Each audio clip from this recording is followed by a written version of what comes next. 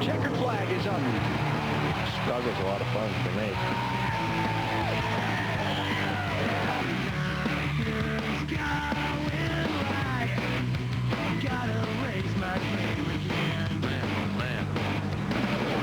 I look forward to going back to New Hampshire because we won there. Everybody's got to deal with the same conditions, and if you can be better than them, then you can be a winner.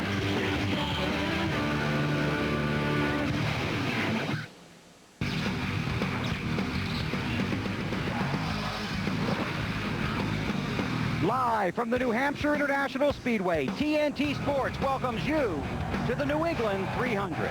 It is a spectacular summer Sunday in New Hampshire, and today we race 317.4 miles closer to the Winston Cup Championship. Glad you could join us. I'm looking forward to this race. Yesterday I got to watch the Busch race from on top of the TNT pit cruiser in the infield, and we grilled out brats. Last night I ran into a fan and he said, "Why just brats?" And I said, "Because all the hot dogs are in the booth." Let's go there now to Alan, Wally, and Benny. Just joking, just joking. Yeah, we were toasted yesterday afternoon, too. Yeah, never mind. On the bus, yeah. Benny, you want to talk about the championship to get this thing started.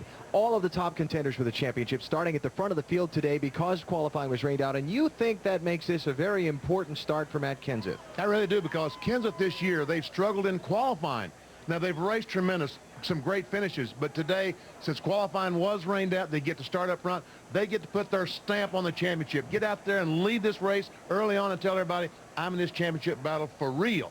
But they can't let Jeff Gordon get that jump on the start, beat him down in turn one, because if he does, then I think the advantage swings over to Jeff Gordon. All about Big Mo grabbing that momentum. And Wally, we just saw you on the track in your Wally's World car. New pavement, reconfigured corners. You're pretty excited about the type of racing we might see here today. Yeah, it felt like the track had a lot of grip. Of course, I had a tremendous amount of right side weight in my car, so it would feel that way during those couple laps. But no, they did a great job with the pavement. They let it cure enough time. We saw a lot of side-by-side racing yesterday in the Busch race. I still think the key is going to be track position. I think the strategy is going to be real important to get that track position, because it's still very difficult to pass here. So it's going to be pretty good racing, though, because I think it's not coming up, and that's real important. Yeah, that track position and pit strategy has won the last two NASCAR Winston Cup races. Remember Greg Biffle, Daytona, Ryan Newman last week? We'll see if it plays out that way again here today at New Hampshire. We're about 6 minutes away from the command to start engines and get the New England 300 underway. We'll have today's opening ceremony. We come back on TNT. The New England 300 from New Hampshire International Speedway is brought to you by Budweiser. The best things in life are the things that are true. Budweiser. Fridays, eat what you love what you eat at Fridays. And Quaker State, the power to reduce friction. NASCAR on TNT comes to you from beautiful northern New England, where the New England 300 gets started in a moment. Let's go trackside for today's opening ceremony. Now, ladies and gentlemen, for today's invocation, Bishop Michael Cody, Bishop of the Roman Catholic Diocese of Norwich, Connecticut. Let us pray. Father in heaven, out of your infinite love, you have called us into being and sustain us daily. For the gift of life, we praise your holy name. Look kindly on your people who've gathered for this NASCAR Winston Cup race. Be present in a special way to today's drivers. Bless their families. May they always remain united in your love. We pray this through Christ our Lord, who lives and reigns with you in the Holy Spirit, one God forever and ever.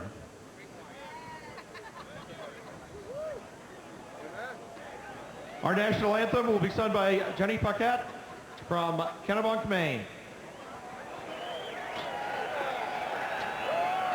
Oh, say, can you see by the dawn's early light what so proudly we hail at the twilight's last gleaming, whose broad stripes and bright stars through the perilous fight o'er the ramparts we watched were so gallantly streaming, and the rock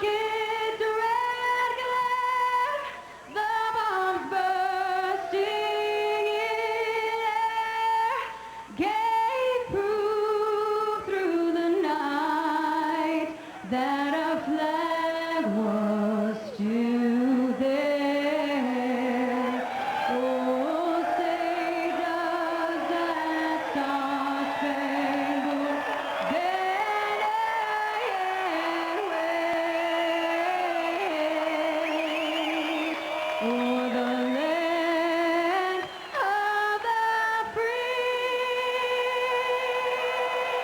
and the home of the brave.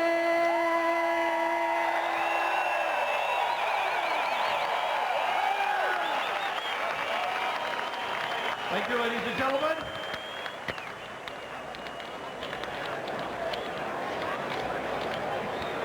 Here to give the command, which will send the field on its way in the New England 300 NASCAR Winston Cup Classic, the Governor of New Hampshire, the Honorable Craig Fenson.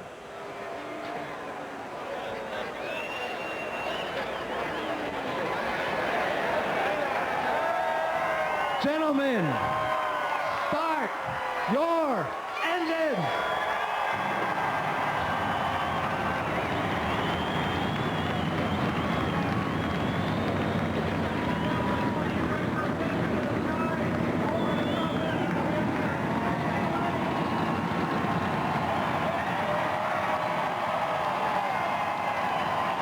Well, the Governor's into it. So aren't the 91,000 here at New Hampshire International Speedway. We are too.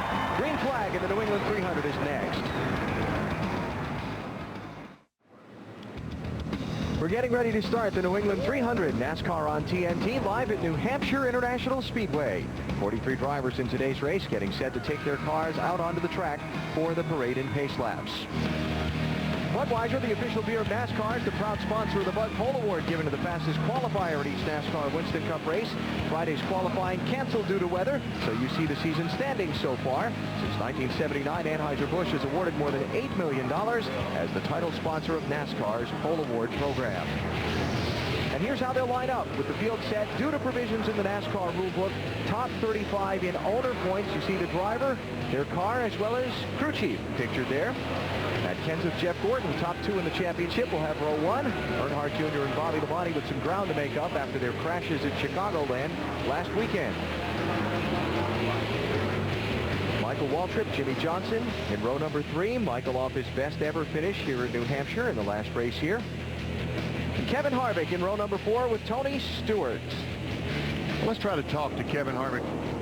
Kevin, Benny Parsons up in the booth. You got me? Yeah, 10-4. Go ahead, Benny. Okay, how was the car yesterday in practice? The car was pretty good. We had it really loose at the beginning of the second session and got it back pretty good. So let's wait and see what the cards are dealt with Jim Gooder's car today and go from there. Track position is important. Okay, you ran 200 laps in the Busch Series race yesterday. Did you learn anything? I learned that the tires don't fall off very much and the asphalt's not going to come off. So it should be a lot like it was in practice. And if the Busch race tells us anything, that should be what we've got here. Well, good luck to you, Kevin. Thanks, guys. Hey, Kevin, in pit road. Kevin Harvick going to start in row number 4 today as you look through the rest of the starting lineup for today's race. Johnny Benson's crew chief, James Ince, told me this morning they have a terrific car. They just got to figure out how to get it to the front from where they are back in 26th starting spot. Field based on the championship standings. What a struggle the year's been for Dale Jarrett, and he is way back in row 15. Todd Bodine's got Gary Cogswell calling the shots in his pit here this weekend. Jerry Nadeau on hand to watch Mike Wallace drive his U.S. Army car. Of course, John Andretti in his new ride. We'll see John way back in 39th starting spot as he takes over for Jack Sprague in the Zero car. And I talked to Tony this morning, the crew chief, and there's Johnny Sauter back in the 21st row on the inside, driving the 4 Kodak car today. And the Busch Series race yesterday, he was the class of the field till the engine blew up. He was a rocket ship for a while. Drivers moving back and those who failed to qualify. 4 drivers unable to even take a shot at qualifying when the time trials were rained out here on Friday. 1 lap away from the start. Let's get some stories from pit road before we cut them loose. Matt? Alan Kurt Busch has 3 wins, but also for the NASCAR hunting consistency in a race win that almost came here in New Hampshire last year. One storyline to follow with the Roush cars and a lot of cars up and down pit road, aggressive in the gearing department. If the track slows down like many think, it'll be a great plan. If it doesn't, we could see a lot of engine failures like we saw yesterday in the Busch race. Dave? Matt, the first Winston Cup race was won here in 1993. The winner that day was Rusty Wallace. Talked to his team this morning. They feel like they might be able to do it again. As for Mark Martin, he was on the pole for that very first race. He, too, very confident in the car they changed after happy hour to get it better for the race. Marty? Well, Dave, when crew chief Sean Parker got a phone call at 10:30 last night, it was Dale Jarrett, the driver. An hour later, they had a brand new setup for this race. They desperately need a good finish on this race team. In his last 16 starts at New Hampshire, 12 top 10s. Bill? Don't forget about the gentleman's agreement. When the caution comes out today, the one thing that drivers will be watching, other drivers. Alan? 300 laps around this track that measures just over a mile in length, just over $4 million on the line, and the second half of the NASCAR Winston Cup season begins before a sellout crowd in New England. Matt Kenseth brings him to the green. And I really want to see this battle, and Kenseth takes the spot from Gordon. This racetrack's one of the hardest racetracks the first couple laps. You've got to get some heat in your tires here. Got to get everything working because it's so slippery here the first few laps. And you want to get to the bottom. Bobby Labonte shoved out wide. Kenseth will lead. Jeff Gordon going to feel a challenge from Dale Earnhardt Jr. for second. Not quite. Jr. settles in line third. It's Michael Waltrip and Jimmy Johnson, fourth and fifth. Kenseth. He led a lap. He got the 5 bonus points, but this is not good. He got down in turn 1, just like you're talking about, Wally. It was slick. He slid up the racetrack and has given up 2 spots.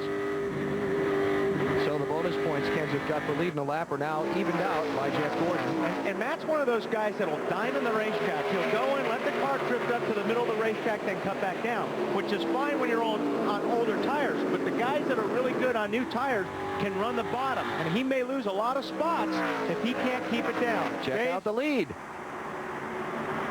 What do you got, Dave? Oh, I thought Dave had something. I think that was Benny starting to say Dale. Junior. That's who we're talking about. Dale Earnhardt Jr., the 8 car, talking to those guys this morning. They were very happy, said, we have a good race car. Living proof when you can go by Jeff Gordon to take the lead. Okay, so now in the first 3 laps, the top 3 in the championship have all collected bonus points for leading. And the 17 car is really struggling up there right down that high line.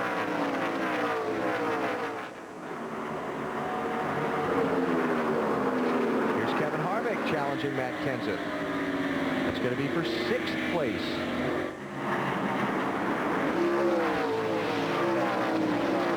So Matt sliding back in the opening laps. Here comes Jeff Gordon back on Dale Jr. How about that? Gordon got a great run off turn 4. Able to pull alongside the 8 car, get position. And behind them, Bobby Labonte. Going to try and get a spot from Michael Waltrip. That's 4th place.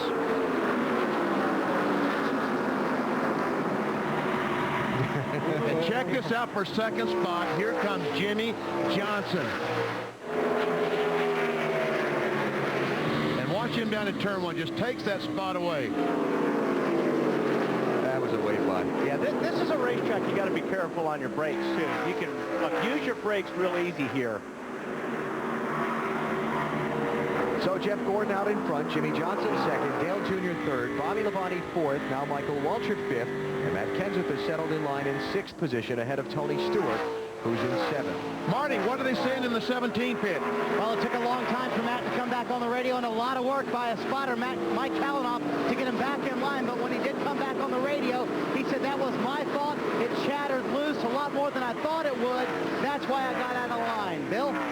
Marty, the 24 team decided in the winter to come here and test. And I told crew chief Robbie Loomis if there was one track I didn't think he would test with Jeff Gordon, it would be here. He said, last year we came here, we lost the handle, we lost our confidence. They came here 3 weeks ago, left here very confident about their chances today. Yeah, Bill, Jeff's last 3 New Hampshire finishes, 15th, 29th, and 14th. And for a guy who's won here 3 times, that's definitely off their pace. But he's got it going early here today. Out in front by 0.7 of a second. Here's Kurt Busch on the move. Alongside Tony Stewart, a battle for the 8th position.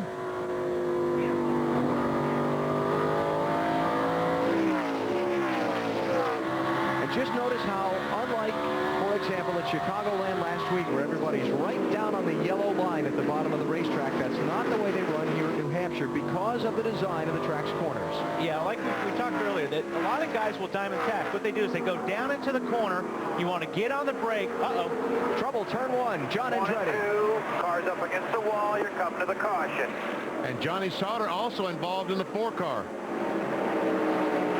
And the first yellow is out as the leader completes the 9th lap of the race.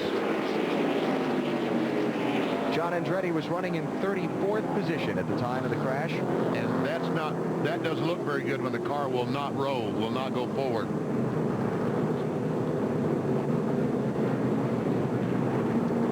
All right, well, what happened? Well, it's 7-car alongside Andretti. That's Jimmy Spencer in the blue 7. They go in the corner and make contact. Now, it looks like... Again, they make contact. It looks like Jimmy lost it, and when he corrected into the car of John Andretti. Early yellow flag in the New England 300 on TNT. Here's the Wendy's race menu. Next weekend, the race for the championship is at the giant Pocono Raceway. 2.5-mile triangle, some spectacular racing there. TNT at 12:30 Eastern Time. Then the Brickyard 400 at the Indianapolis Motor Speedway, the Watkins Glen Road Course, and the 2-mile Michigan track. That's our Wendy's race menu as the race for the championship continues on TNT and NBC. None of the leaders made pit stops, still cleaning up John Andretti's accident-damaged car. We'll take a break and come back for the restart. To get the green this time here in the New England 300. Jeff Gordon continues to lead, looking for his 2nd win of the season. Again, this team tested here. High hopes for today, but they're not the only ones. Let's check further down pit road with Matt. Jimmy Johnson's never led a lap, runs in 2nd. The car a little free on entry into the center of the corner. He rolled a little front brake into it, Marty. Big weekend for Dale Earnhardt Jr. man after 38th last week at Chicago. Here's what he has to say about his car. Drive down in there and instead of rotating the middle like you did yesterday, feels like it's loaded up on a bar or something.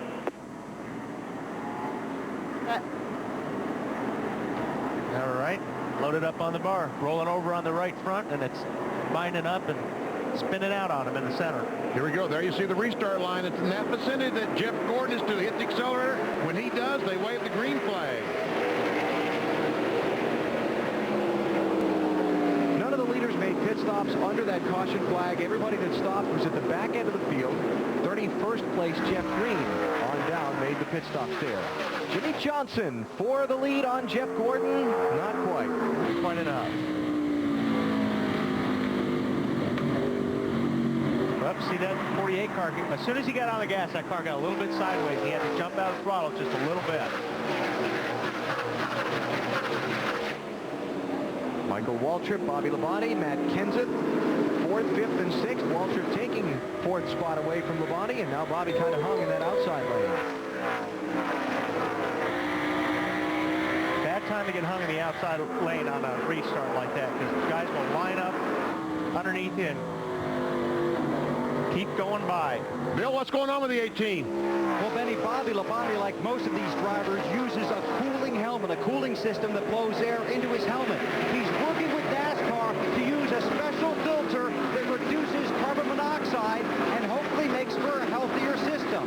But they've had problems with that filter a few weeks ago. It started blowing little filter particles into the helmet and getting in Bobby's eyes. They thought they had it fixed. He's using it again today, but he's having the same problem. So while they're trying to reduce the carbon monoxide in the car, he is battling that problem today and not very happy about it. Bill, is that something that he can just disconnect and he just pull the hose off the helmet? I don't think so. I'll double check with the crew, but I don't think so the way they were talking on the radio. Man, that's for a long day. You'd have to change helmets to affect that, and that's time he can't give up on pit road. Martin, 6 car, Sterling Marlin in the 40, Rusty Wallace in the blue deuce, and Jeff Burton, the 99 car. Sterling. Oh, Sterling, easy there, boy. 3 wide as Sterling goes up high. 5, 6, 7, 8 cars past him. Flat tire more than got something on to bring us starting. Oh, yeah. Flat tire. Right front. So Sterling Marlin with troubles. He was running in 10th position. Guys, right side. Just hold your line. Hold your line. Yep, right front is down. And that's going to tear up that corner of the car before he gets it back to pit road. Yeah, there it goes. Now the yellow will come out. And here comes the caution, which is great for him. Caution's out. Stay on the racetrack, take the caution flag, stay on the lead lap. I don't know. He's going to have to come in pit lane. No, he's staying out. He's staying out on that rim. Wow. The tire can't do any damage because it's gone. Yep. Yeah, the only thing he's in danger of now is grinding some of the suspension parts off. Exactly, because here at the New Hampshire International Speedway, they don't use the interline. Check it out, 65 miles an hour through the corner without a tire. He was up to 80 at one point. Yeah.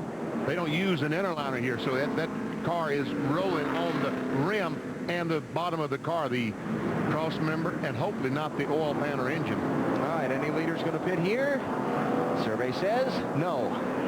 All the front runners going to stay out. First one to come in is going to be Mark Martin back in 10th spot, but most everybody on the lead lap is staying on the track.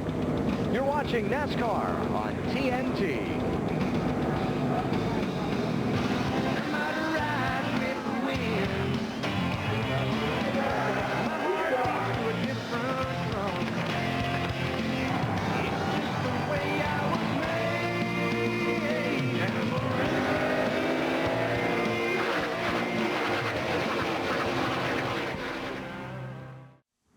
Sold out again. New Hampshire International Speedway for NASCAR Winston Cup Racing. The New England 300 under its second caution after Sterling Marlin shed a right front tire.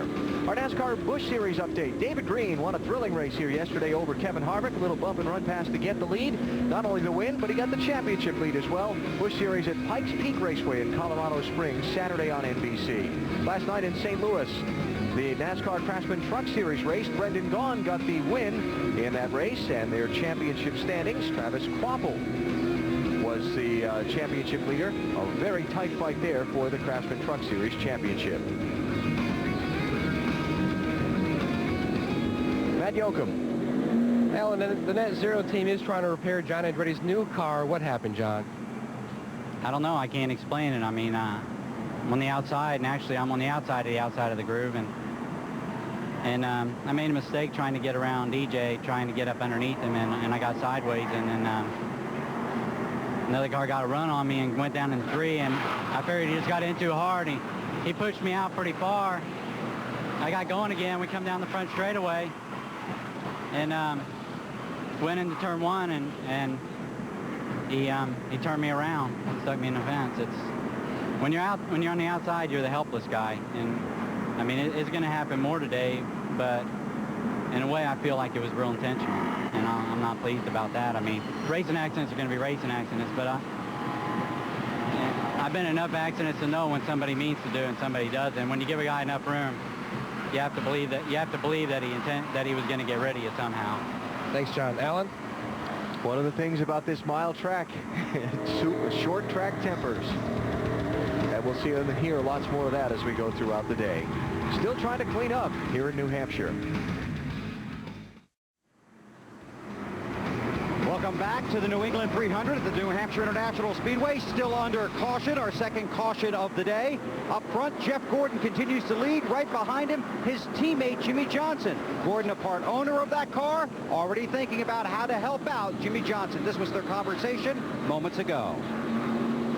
Somebody told Jimmy that I'll be more than happy let him get a lap and lead it if he wants to wait till we get spread out a little bit. That's cool. If we get the chance to do that, not a problem. Robbie Loomis, Gordon's crew chief, also told Jeff during that conversation we'd already had that discussion in the pits. We were waiting for you guys to get a little further out front and let Jimmy catch you. Remember, 5 bonus points for leading a lap. Alan? If Jimmy does it too early, then Jeff will get pushed up in that outside line, and he'll lose a lot of spots. So I think that's why they want to get spread out a little bit. It's our virtual restart line. Jeff Gordon in the gas. We're back underway. Kind of a halting start to this one, huh? That was a long time to clean up. Sterling Marlin's car really scattered a lot of debris around here. They had to bring the blowers out and get all the bits and pieces of tire and metal out. And I'll tell you, there goes Matt again. Matt is having a hard time. Is that... Yep, he's having a hard time keeping that car down low, especially on these restarts. Matt Kenseth in the yellow number 17 restarted 5th.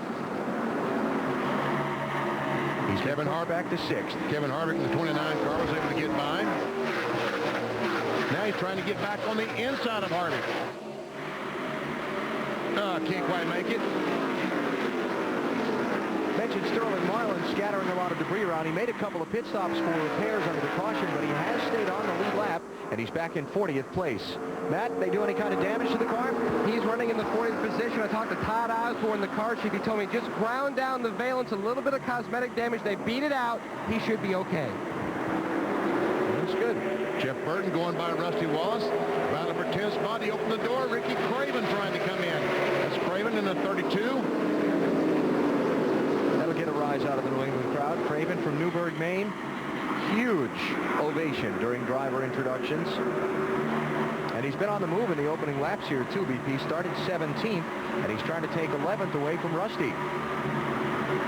Those guys are kind of banging on each other a little bit. Rusty's not giving him much room. What's going on, Dave? Well, Wally, he's already dinged up the left front fender. In fact, he had the crew take a look at it just to make sure they didn't think it was rubbing on anything. Neither of them do, neither the driver nor the crew, so he races on and he gets by Rusty. Well, I guarantee that right front fender's got some damage to it now, because those guys did get together getting in a turn 3. Actually, sprinter Ryan Newman there in that group of cars, running 13th right now.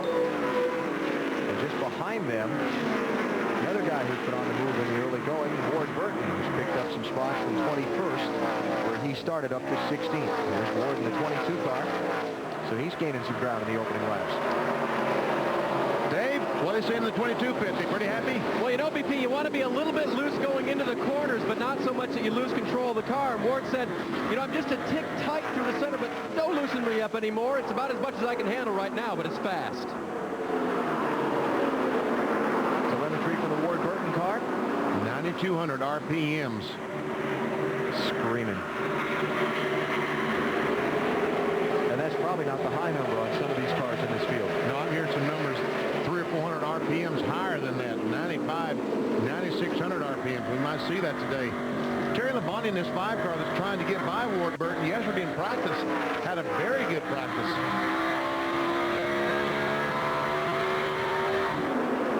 Currently running in 17th.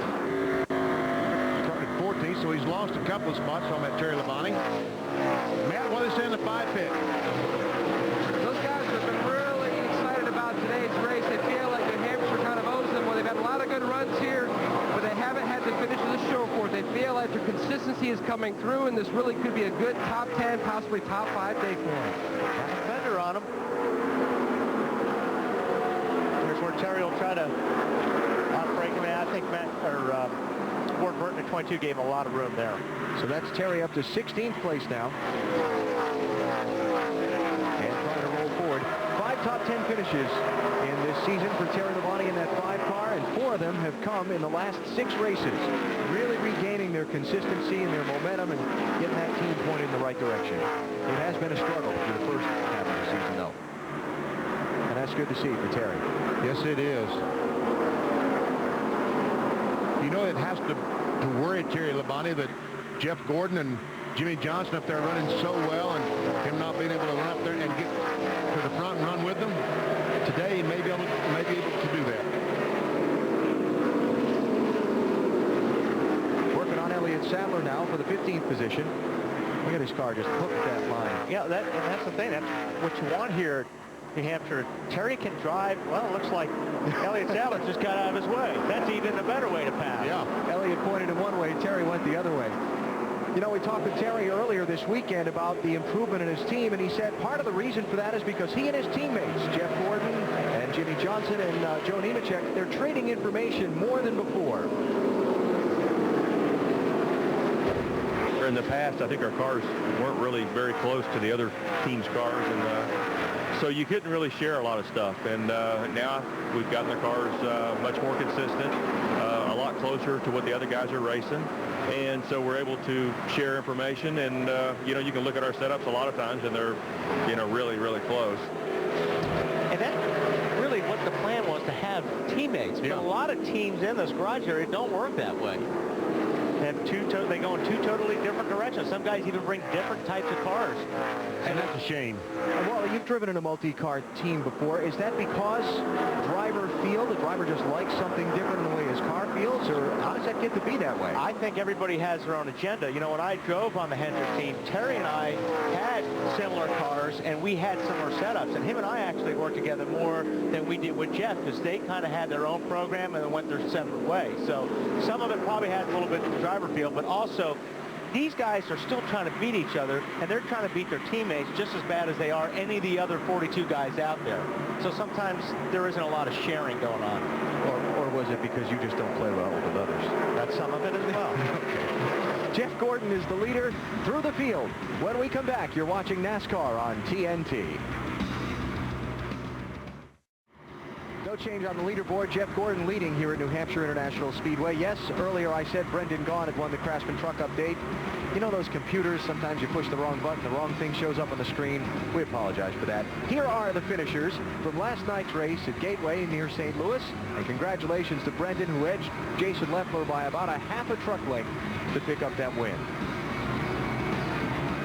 Now that we've set that straight, our leaderboard here features Gordon, Johnson, Earnhardt Jr., Waltrip, and Harvick.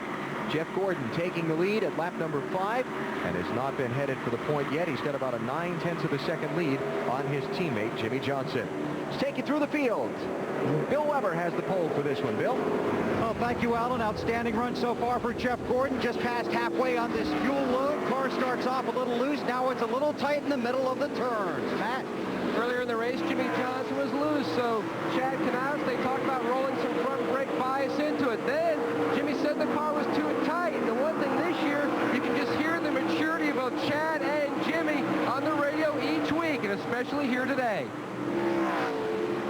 Chad, if this sun stays out like this for a while, you might want to put a hat on. You're lucky that I got fined for swearing last year.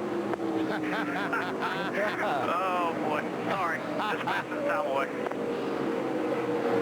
And they did roll back that brake, and he says the car is a little more free, though, Marty. The frivolity is also in the Dale Earnhardt Jr. pits. They're kind of biding their time. Not a lot of traffic on the radio because, as you can see, there's no one around Dale Earnhardt Jr. right now. The car a little bit tight. That's why he's running just a little bit higher on the track than most other cars. Michael Waltrip, his teammate right behind him, he started out tight. A lot of cars get tighter the longer they run here, but Michael, his car is getting better because the air pressures are coming up, Matt. Kevin Harvick, who felt like he got a Busch race taken from him yesterday, wants to get a Winston Cup win here, running in the 5th positions, and the car from the center off is tight. Marty. Matt, the points leader, Matt Kenseth, sitting back in the 6th position, trying to catch Kevin Harvick for number 5. Tight for Matt. You see him going up the racetrack as well. The car is not getting any better for Matt. 2 top 10s in his last 4 here, Matt. Kurt Busch running 7th in the middle of the Roush Racing sandwich. He says the car is loose on entry and tight up off the corner, though. Overall, it is good, Marty.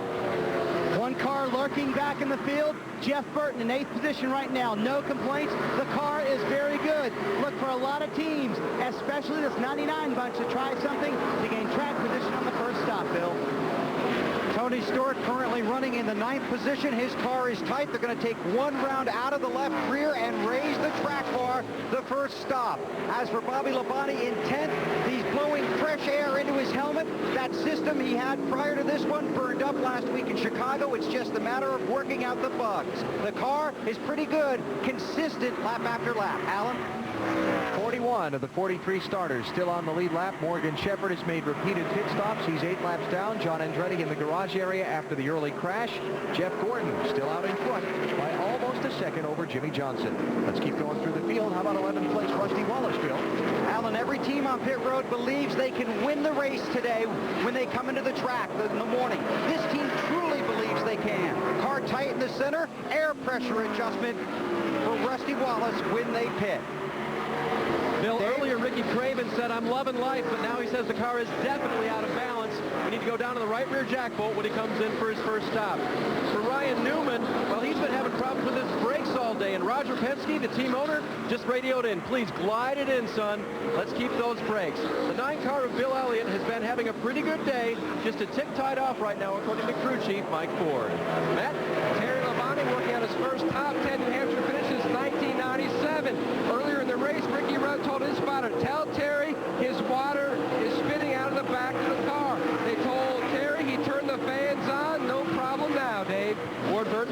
another position right now. The car a little bit tight center up, as we mentioned a little bit earlier. They're going to come in around lap 90 to make some changes to that. 38 car of Elliott Sadler. They've been going down on air pressure so much that they may go up on the right front as he's getting passed by Dave Blaney right now just to help fix the tight condition, actually fix the loose condition on that particular car. Dave Blaney going around the outside of the 77 car as the 38 continues to drop back. He's having a pretty good day, a little bit tight, probably make an air pressure adjustment when they stop, also around lap number 90. Matt? Ricky running the 21 car just climbed into the 18th position. So the car just does not stick like it did in practice. Lacking grip, but overall it's not bad. Meanwhile, Joe Nemechek running in the 20th position. They made 7 overall changes this morning since the car is better from the final practice session, but they still need to work on it a little bit. All right, we get to the top 20 in this through the field. I'm sure some of these guys made some adjustments to the temperature, but the final practice, the track was a lot cooler than it is right now. I think the track temperature was, what do we say, Alan, 85? It was 87 degrees yesterday. So it's quite a bit warmer than that right now. You know, something I heard as the reports came in, this racetrack is known for a race car producing a tight condition in a race car where it doesn't want to turn, it wants to keep going straight. A lot of guys must have really compensated for that because we heard several reports of loose race cars, just the opposite. Well, you know, you're talking to the crew chiefs this morning going through the garage area. They all had the different problems. Some cars were loose in practice yesterday and just could not get them tightened up enough. How about the 10 car, Dave? That's the case right now, BP. He felt bad because he just took over 20th when we were showing you the top 20. But his car is definitely loose as opposed to many that are reporting tight today. See how those conditions change and how those reports change as we go throughout the day. Michael Waltrip's car, I talked to Slugger Labby. He said his car was extremely loose all day Saturday in practice. Michael running in 4th position now, 3.8 seconds behind leader Jeff Gordon. Gordon out in front has led 54 of the 57 laps completed so far. Matt Kenseth and Dale Earnhardt Jr. have led 1 and 2 laps each as well. You're watching NASCAR on TNT. Back under caution, and it's Sterling Marlin again. Another right front went down. This time he caught the wall in turn 3, and he's taken his car to the garage. And last week in Chicago, Sterling Marlin had 3 or 4 right front tires go flat. Something going on there that Lee McCall and the 40 bunch are going to be very concerned about. All right, leaders coming to the opening of pit road. Will everybody stop? Here's what happened to Sterling Marlin going down in turn 3. He goes in the corner, the leader right behind him, and guess what? Right front tire goes flat. Into the wall he goes. All right, back to the pit road. They'll be coming. Oh, yeah, they come. The charge is on.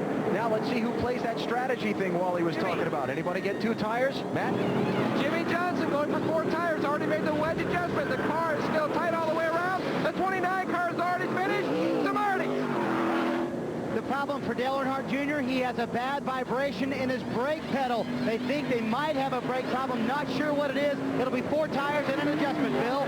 Jeff Gordon tight under throttle. It is 4 tires and all the fuel they can jam into it. He has the #1 pit stall. Harvick's already away. These guys going to lose some track positions, but it may pay off later. I saw Rusty Wallace just get right side tires. Dave? His teammate Ryan Newman, 4 tires, 3 rounds of wedge in the right rear, and he's off pit road. Matt Yoakum's going to follow up for us. He described Harvick being away very quickly from his stop, so we'll double check with Matt on whether Harvick got 2 or 4. Must have been 2, huh, Matt? Alan, a 2-tire change for Kevin Harvick. They also made an air pressure adjustment, 1/2 pound out of the right front, since the car was just too tight, Marty. And for our championship leader, Matt Kenseth, he got the track position he needed. 2 tires on that stop. They loosened the car up as well. Let's check our camera at the end of pit road as they come off. This is the race for 3rd place to the scoring line at pit exit. Wow. Whoa, that is a real race. 48, then the 15, then the 24. Wow. Jimmy Spencer has stayed on track. He is the new leader of the New England 300. Back to New Hampshire in a minute. The New England England 300 from the New Hampshire International Speedway is brought to you by Chevy Trucks, the most dependable, longest-lasting trucks on the road. Subway, fresh-made sandwiches on fresh-baked bread. Subway, eat fresh. And Net Zero Internet Access, only $9.95.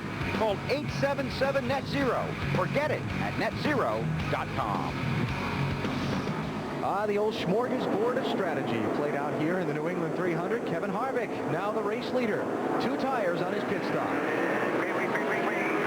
Saw Jimmy Spencer as the leader when we went to commercial. Spencer stopped later in the caution, just collected some championship points by staying out. He then pitted. That one car got a great restart, but couldn't hold it down on the bottom. Jeff Green had a good shot of taking the spot, or at least getting on the lead lap, but didn't pull it off. And these guys did not change left side tires. Talking to the crew chief this morning, one guy used the quote, "I think the left sides are making rubber on the racetrack. They are not wearing at all." Look at this. Matt Kenseth tried Kevin Harvick. Now Jimmy Johnson going to try Matt Kenseth.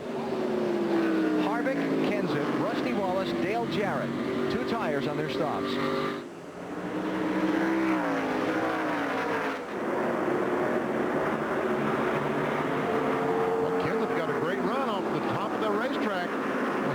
Split up the racetrack though in 1 and 2. There he goes again.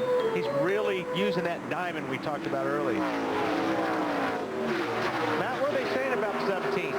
Well, how about me, Wally? Will I work for you? Okay, Marty, you do it. Okay, good enough. Very good. I talked to Robbie Reiser this morning. Obviously, you saw them take 2 tires on this last stop. Robbie told me that today, the man who wins this race will spend the least amount of time on pit road. So you may see the 17 try 2 tires again later, maybe no tires at the end of the race. It may not work at the beginning of a run, Robbie told me, but it will work in the end. We've actually seen tires get faster the longer they run here in New Hampshire this weekend. Very odd, new compound on the racetrack, so maybe that's playing into it, but the tires are not falling off at all. Thank you, Marty. Watching Rusty Wallace and Jeff Gordon race for 5th and 6th. You know, I think a lot of what we're going to see for tire strategy is going to depend on how long they've run on fuel. Yes. Yeah.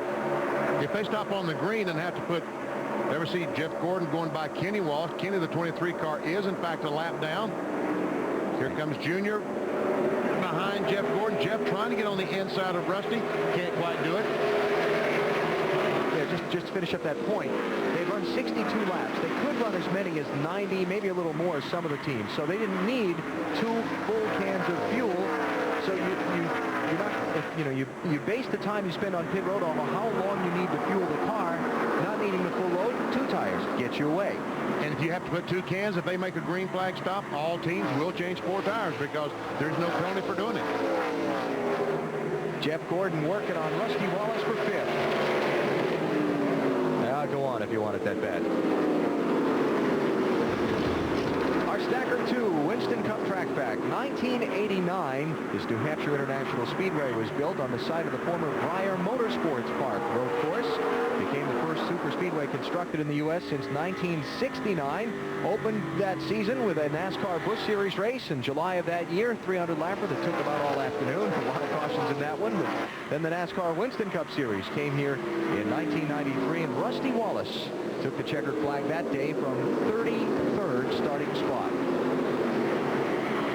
Sterling Marlin has had an adventurous day so far. He's in the garage now. Well, Sterling, last week and then again this week, what's going on with the cut right fronts? I don't know. It hasn't been enough for 2 years, but we cut down a couple last week and caught them, did get in the fence, and cut down one today early, had a good car early, and we pitted and took a little wedge out. I want to run over something at the end there, the car kept getting tighter and tighter and tighter, and made us pull the bead off the tire and got it in the fence. But I hated for all the guys on Coors Light team. Worked pretty hard this week, but that's part of it. That's racing. They're trying to fix it. He entered the day 10th in points, Alan. Yeah, this is going to be a costly day where the championship is concerned for Sterling. Jeff Gordon's got it rolling. That was 4th place he just took from Michael Waltrip.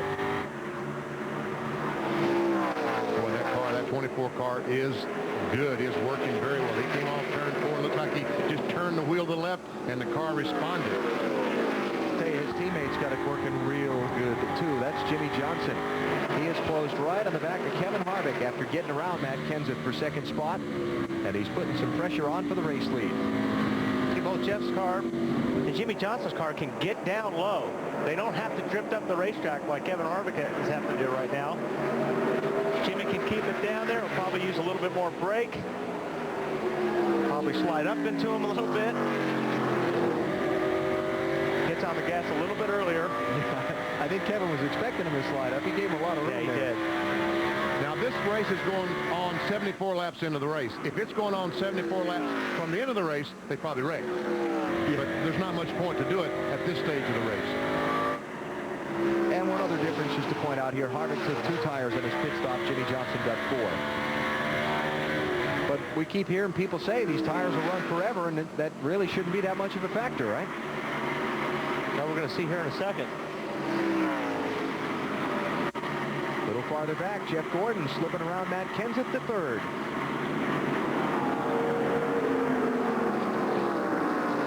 So the 3-time winner here at this racetrack, who led much of the opening 59 laps, creeping a little closer toward the front. Matt, you got something going on back in the garage? Well, down in the garage, Al, John Andretti's team continues to cut parts off the race car to try to get that car back out on the racetrack, or at least to get it into the lift, into the hauler, and over at the 7 truck. They're leaving some of those parts as a gift for Jimmy Spencer's team. The deck lid, the quarter panel, and this tire here, which won't see any more action at all in its lifetime. But a few gifts for Jimmy Spencer and the dog pound over here at the 7, awaiting them for when this race is over. Message delivered. Car 0 for the lead. Kevin Harvick is hanging tough on that outside line. He's not giving up that position easily.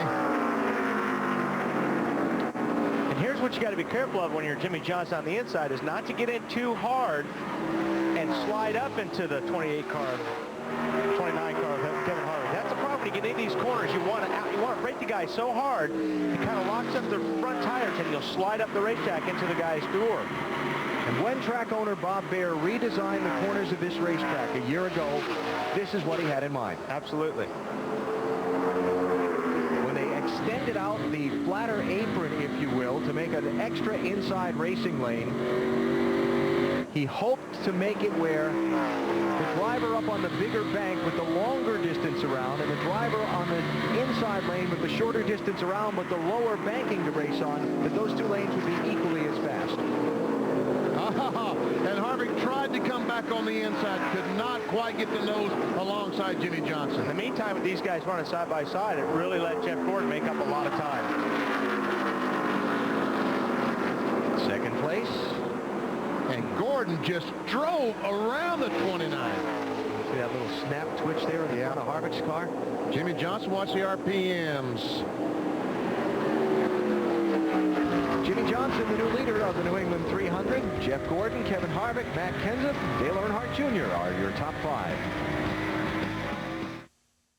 On TNT from the New Hampshire International Speedway, where Jimmy Johnson leads the New England 300. Take a look at today's Singular Race Talk poll question. We did a great deal of discussion during the Discover Card Countdown to Green about the Gentleman's Agreement. We want to know, do you think NASCAR should make the Gentleman's Agreement a rule? Make it a rule or let them race? Have the answer for you a little bit later on. See what you think about it. Robbie Gordon in the singular car. Where is Robbie running at here? Back in 24th position. Thank you. I couldn't pick that number out. I'll borrow your glasses for a second. Our leader is Jimmy Johnson, but his teammate and our team owner is closing pretty quickly. It looks like that Jeff Gordon got to this spot and just kind of said, okay, I'll sit back and ride behind Jimmy Johnson. There's no point in using our cars up right now. And he got to him so fast, it looks to me like he had a faster car, but once he got there, he stopped. Well, I think he made up a lot of ground because those guys were racing side by side for a long time.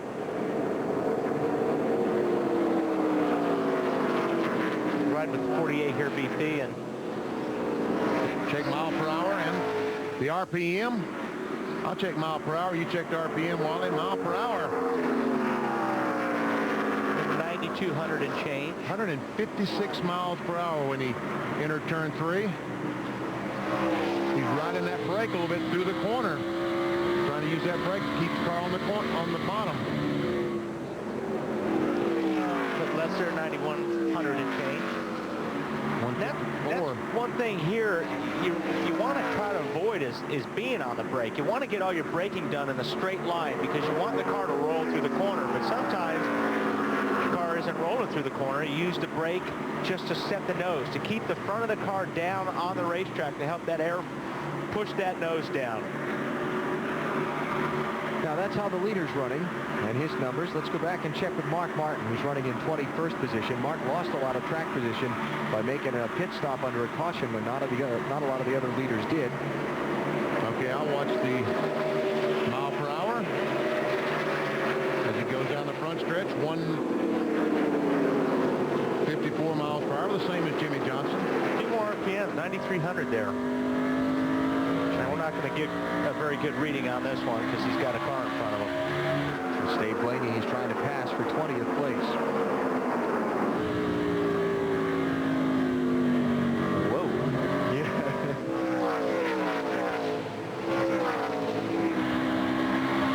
Little four-wheel drift going on. Yeah, it's so hard getting off the corners to stay underneath somebody because when you get on the gas in the middle of the corner, you really need the whole racetrack to drift and keep your momentum.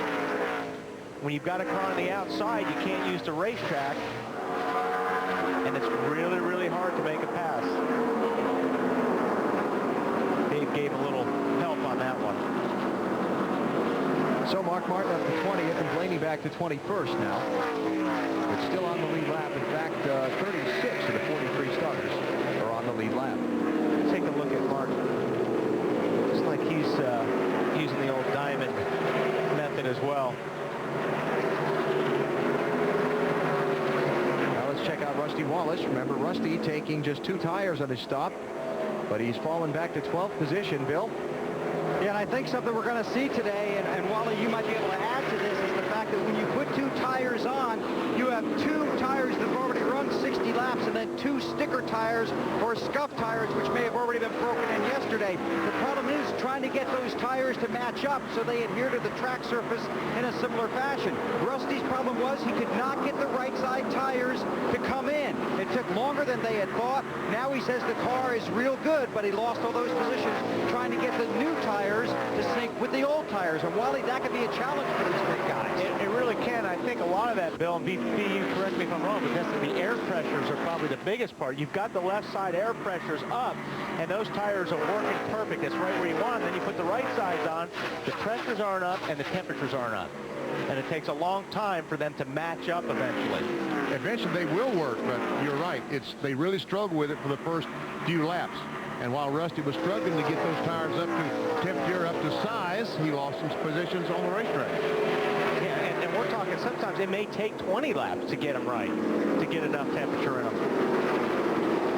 Log on to NASCAR.com for your free 14-day trial of Track Pass. Real-time scoring, live in-car audio, race telemetry, official timing and scoring. It's live and online, and you can get a free 14-day trial.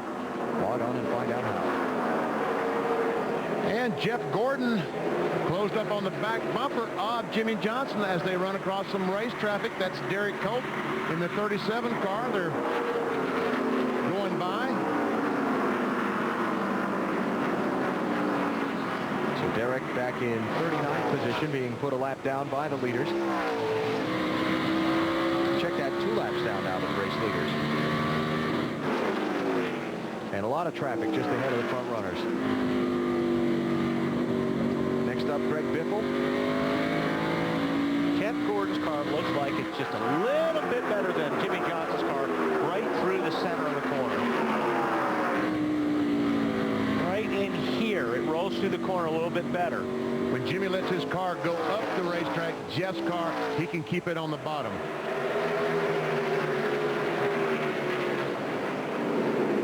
So the Hendrick twins out in front, Jimmy Johnson and Jeff Gordon, just about at the 1/3 mark of today's New England 300.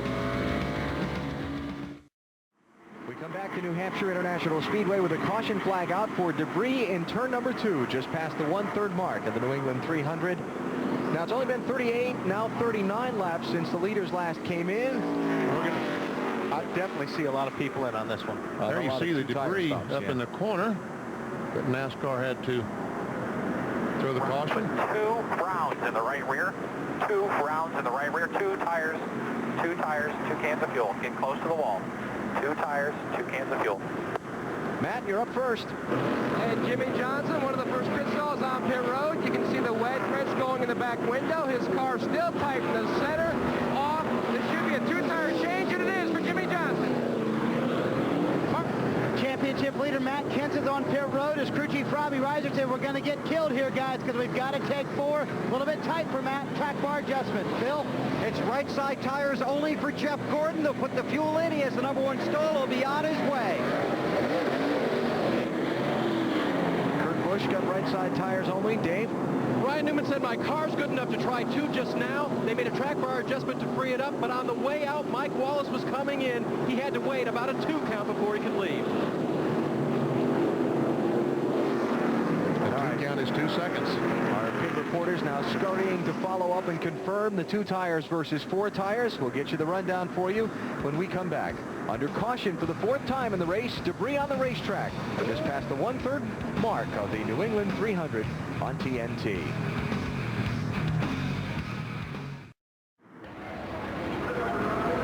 Michael Waltrip's team picked up the victory. Their car spent the least amount of time on pit road among participating teams last weekend at Chicago. So in the McDonald's Drive-Thru Championship, fueled by Powerade, Waltrip's team continuing its hold on the season-long lock for $200,000.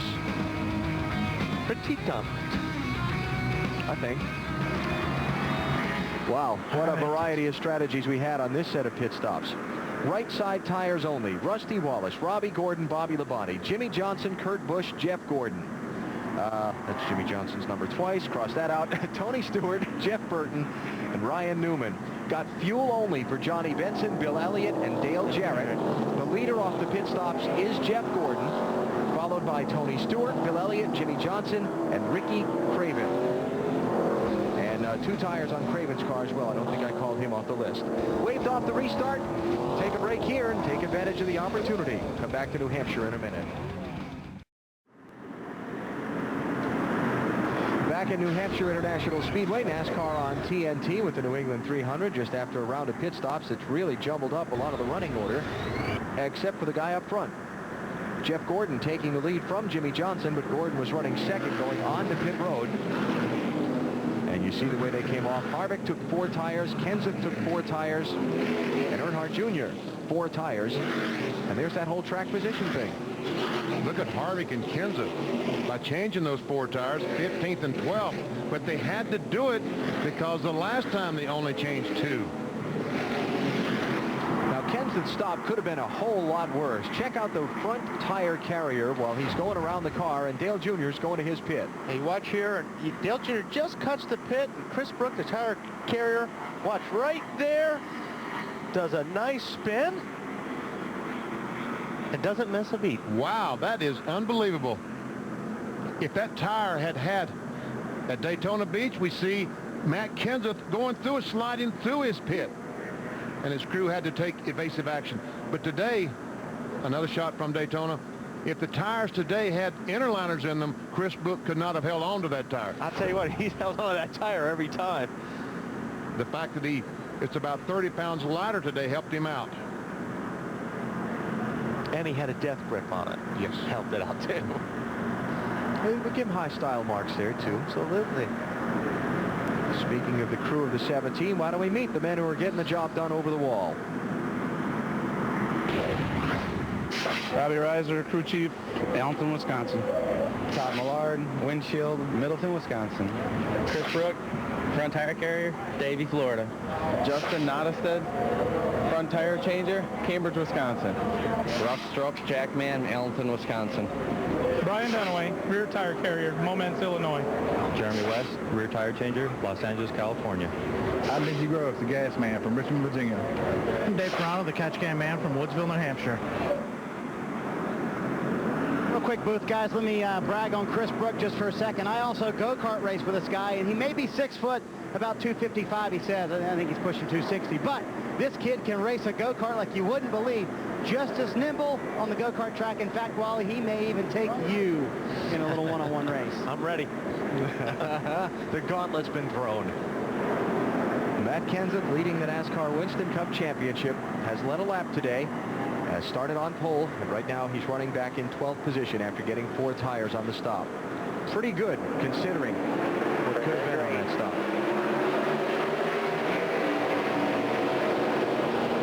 Watch Jeff Gordon as he shifts gears and try to get this car up to speed. 133-mile-an-hour top speed into turn 1.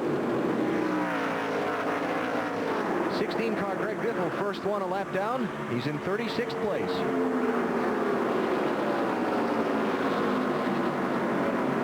Tony Stewart's best track position of the day.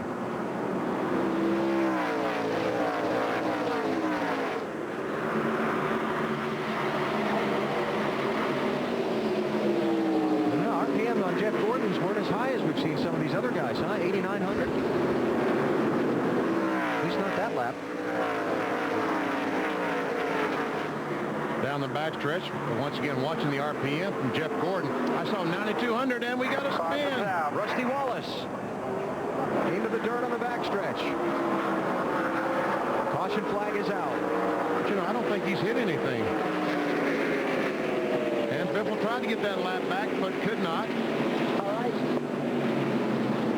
All right. Buddy, do take you out? Eight car took me out, yeah. Get caught up, we'll come around here and get 4 tires. He said somebody took him out. I didn't hear what he said. I believe he said 8. That's what I thought he said. Now, a little gentleman's agreement, disagreement there. Jeff Gordon and Jeff Green. Well, there we go. 8 car right behind Rusty Wallace, and according to Rusty, got in the back of him coming off the second corner. On board with Dale Earnhardt Jr. We'll see as he comes off the corner and watch.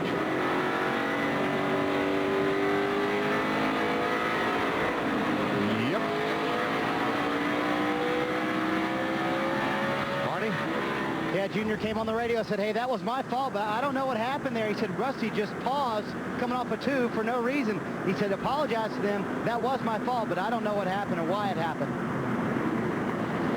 So caution is out for the 5th time in the New England 300 at New Hampshire International Speedway. You're watching NASCAR on TNT.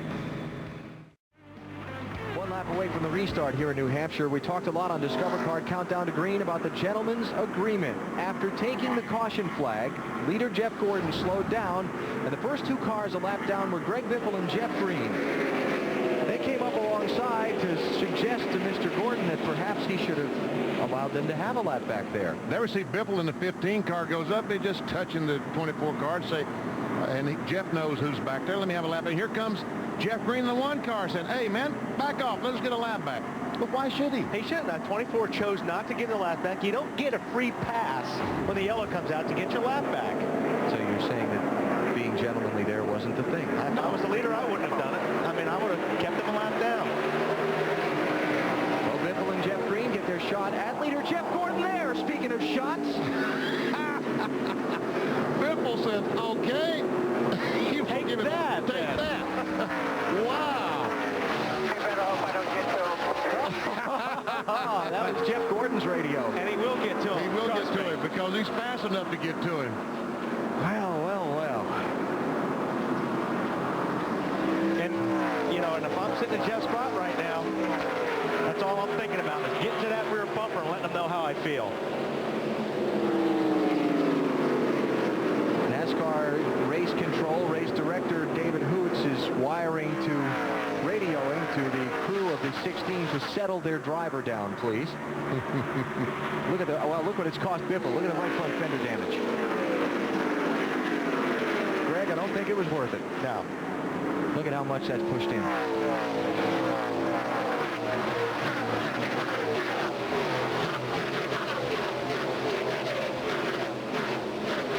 Let's go back and have another look at that restart a couple of laps ago. Biffle on the inside. Goes down in turn 1. And he just goes up and leans on the 24 car and gets Jeff out of where he can't make his entry into the corner the way he wants to.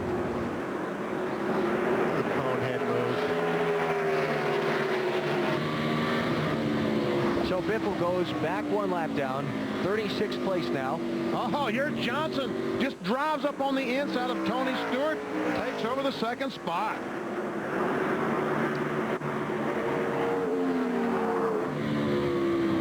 Trouble off turn 2, down the backstretch. Big jam of cars in the cloud of smoke. Mike Wallace is the one spinning in the 01. Everybody else is going to get through. Caution is out. A lot of damage to the... Was it? I hit the wall. It's over with. Clutch pedal is jammed to the...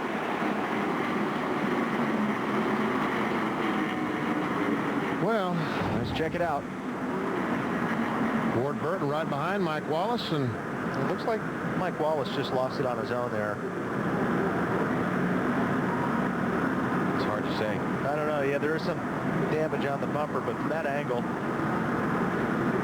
Ooh, just couldn't catch up with the steering. He spun to the left, to the right, to the left, to the right. That's kind of an Army thing there. I got you. Okay, thanks.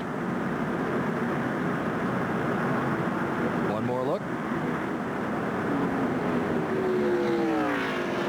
Hard to tell from that angle. Yeah, the question is, did the 22 hit him before or after he broke loose? Yeah. This is Robbie Gordon's view.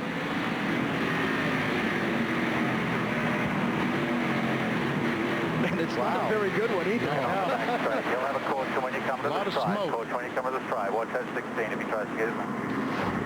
Not many of the lead lap cars are coming onto pit road under this caution, so we'll take a break and come back to New England.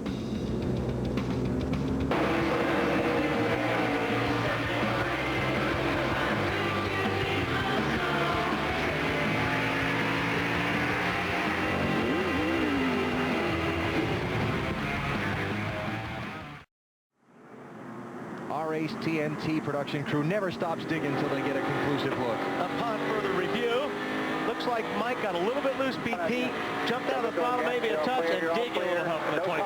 I think he tried that slide job and pulled up in front of the 22. Had to ease off the throttle a little bit.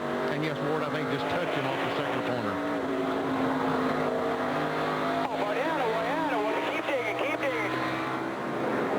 And we're set for the restart with Jeff Gordon out in front, climbing up to speed. Uh-oh, 3 abreast here. Greg Biffle, Jeff Green, the lap cars inside of Tony Stewart. And for the lead, here's Jimmy Johnson looking underneath the boss. Not quite.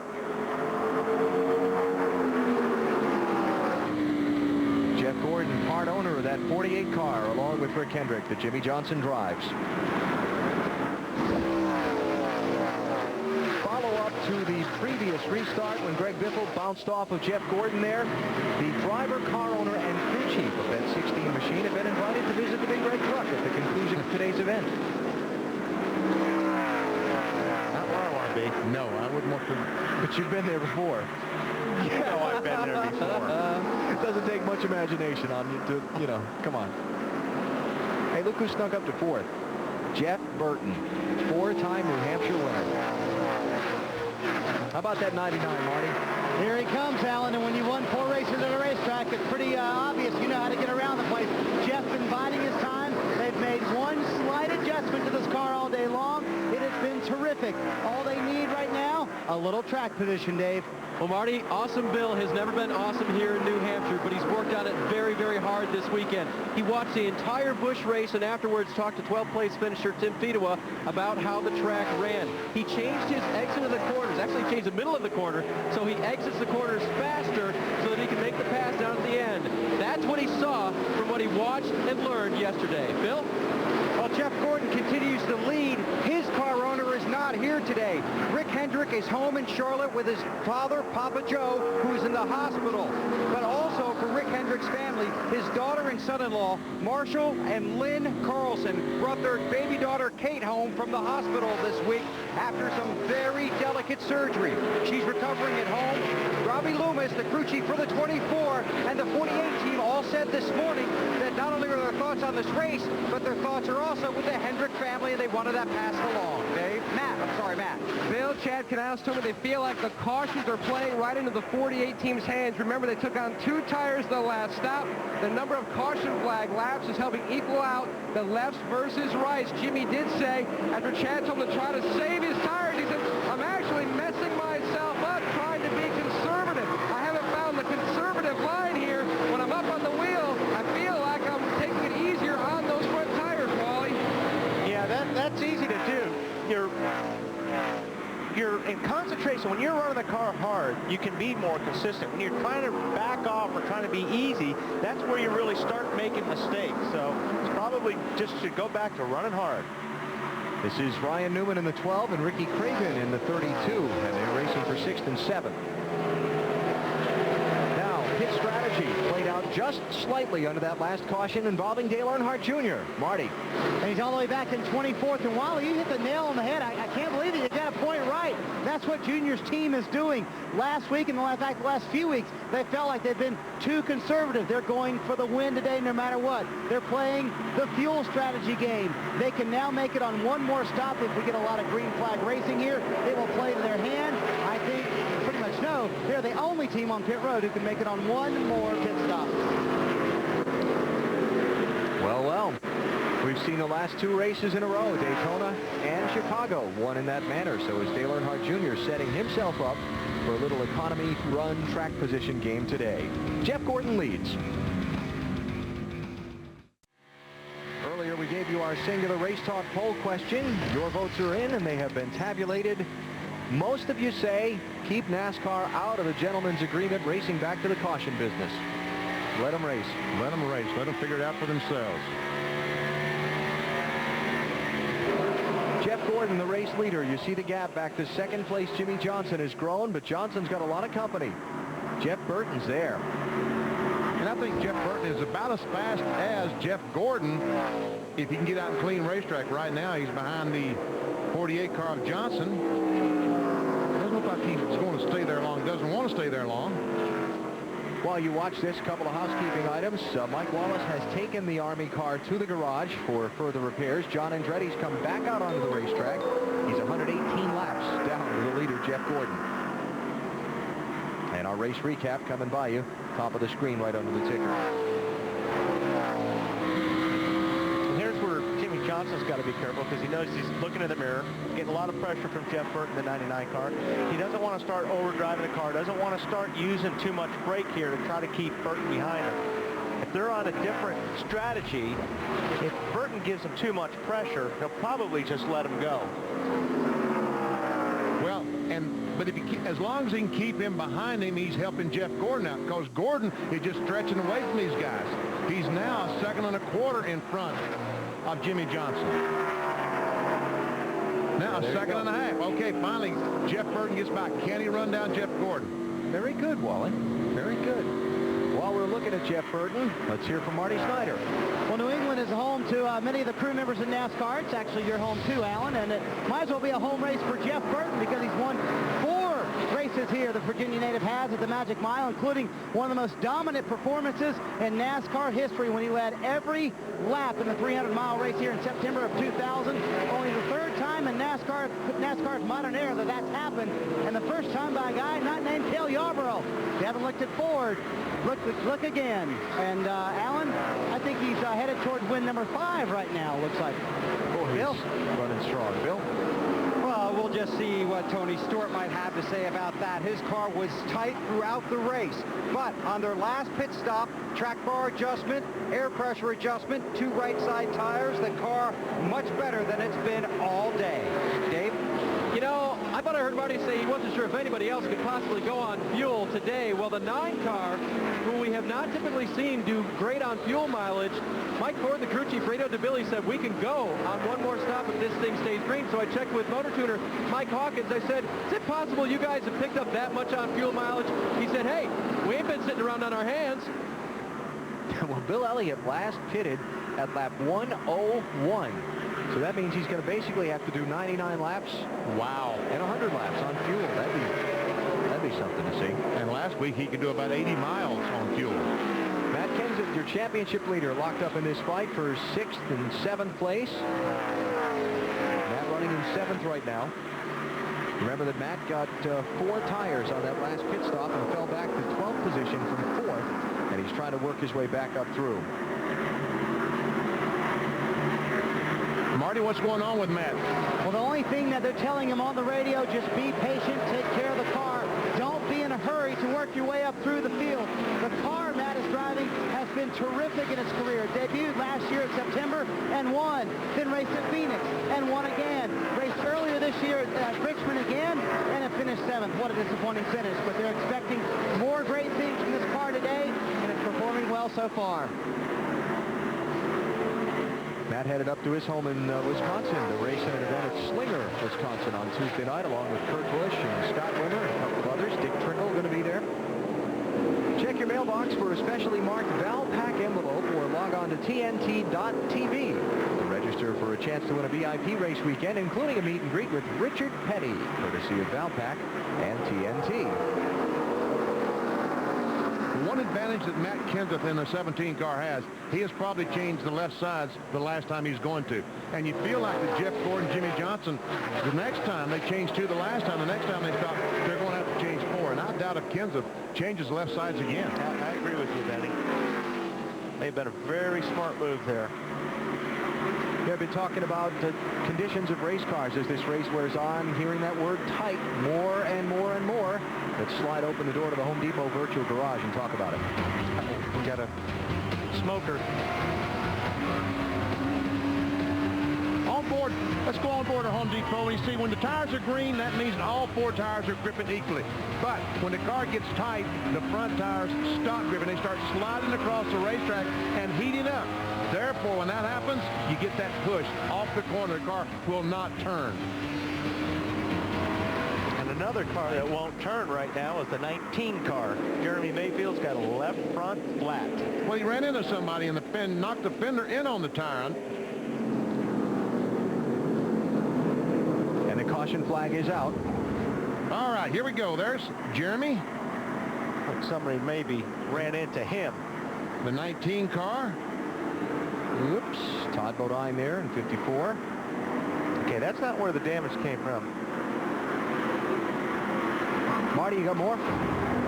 Hey guys, just real quick, he had been complaining about that left front rubbing for quite a while. They were contemplating coming in during green. They were going to leave him out for a little while longer, but those rubs just never seem to go away, do they, Wally? No, they don't. It's too bad for Jeremy. He's got 4 straight top 10 finishes coming into the race. These fenders are so close to the tires to begin with that if you have any contact with another car out there, the chances are that fender is going to rub on those tires, and eventually it's going to cut the tire.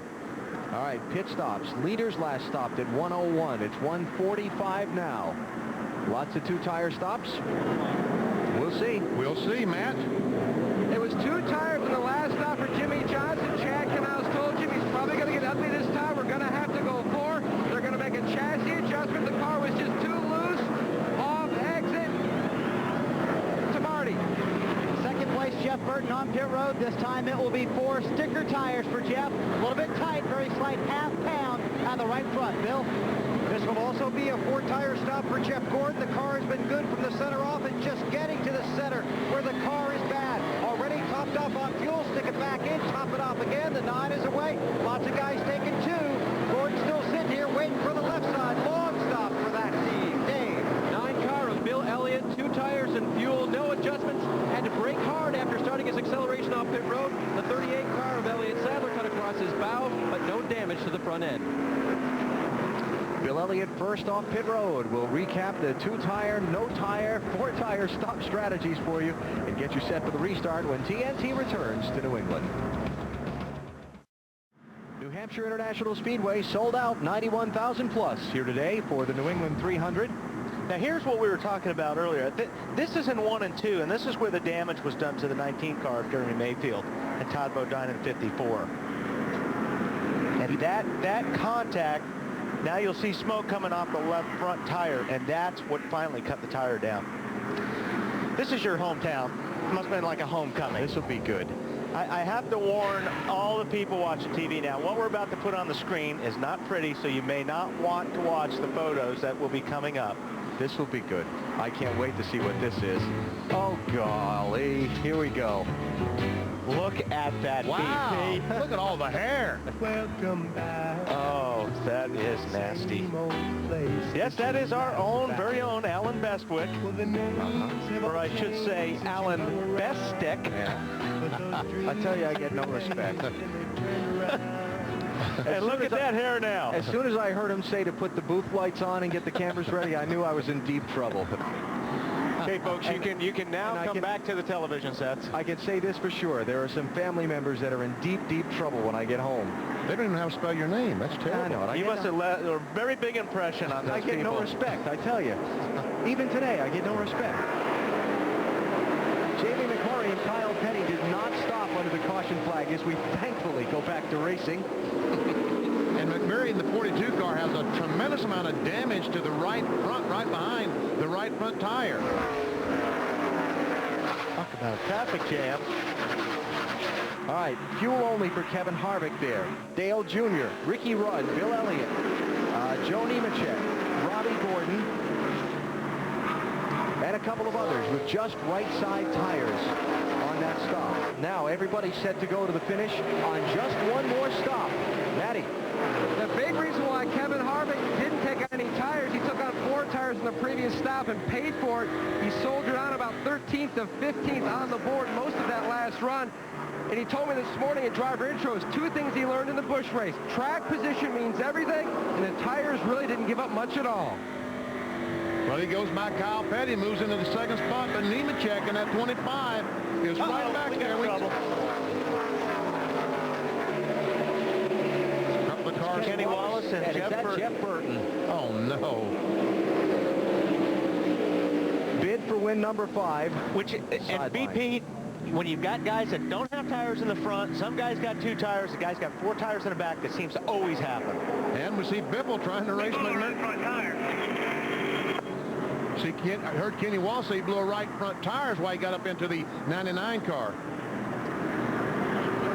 There you go. So Kenny Wallace with big problems on the Stacker 2 car. He didn't break. He didn't blow a right front tire. He broke something in the suspension in the right front. Well, we're not sure if that happened after the contact or before. No, the tire looks up, though. Yeah, the tire does have air in it. Yeah. Bad deal for Jeff Burton. Well, how bad's the damage? The left front fender's wrinkled up. And he's got a rub on the right.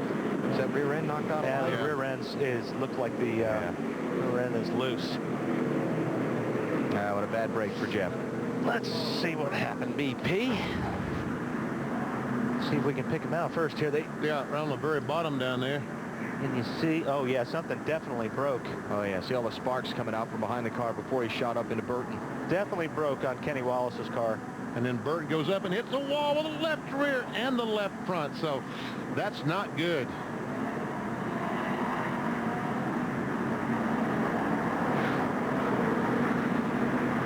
Jeff was just in the wrong place on that deal. And Kenny Wallace was awfully glad Jeff Burton was there. Yeah, because he didn't get in the wall because of it. Well, I mean, losing a right front, that wall's going to come up fast. Listen.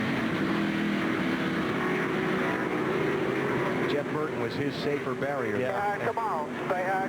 8 tires better than 4 to slow down. So caution's out again. Maybe the rear's not broke on that car. Just past halfway here at New Hampshire, Jeff Burton's got problems. The New England 300 from the New Hampshire International Speedway is brought to you by Coca-Cola. Let's make it real. Wendy's late night pickup window, where you can eat great, even late. And Napa Auto Parts. Napa, get the good stuff. The New England 300 just past halfway at New Hampshire International Speedway, coming off of what is the 8th caution flag of this race already. It might be time to start looking up what the record is. You told me they had 18 the first race there, the Busch race, though. That was 18. Yeah. All right, Jamie McMurray. Kevin Harvick, the 29 car. A battle for the lead.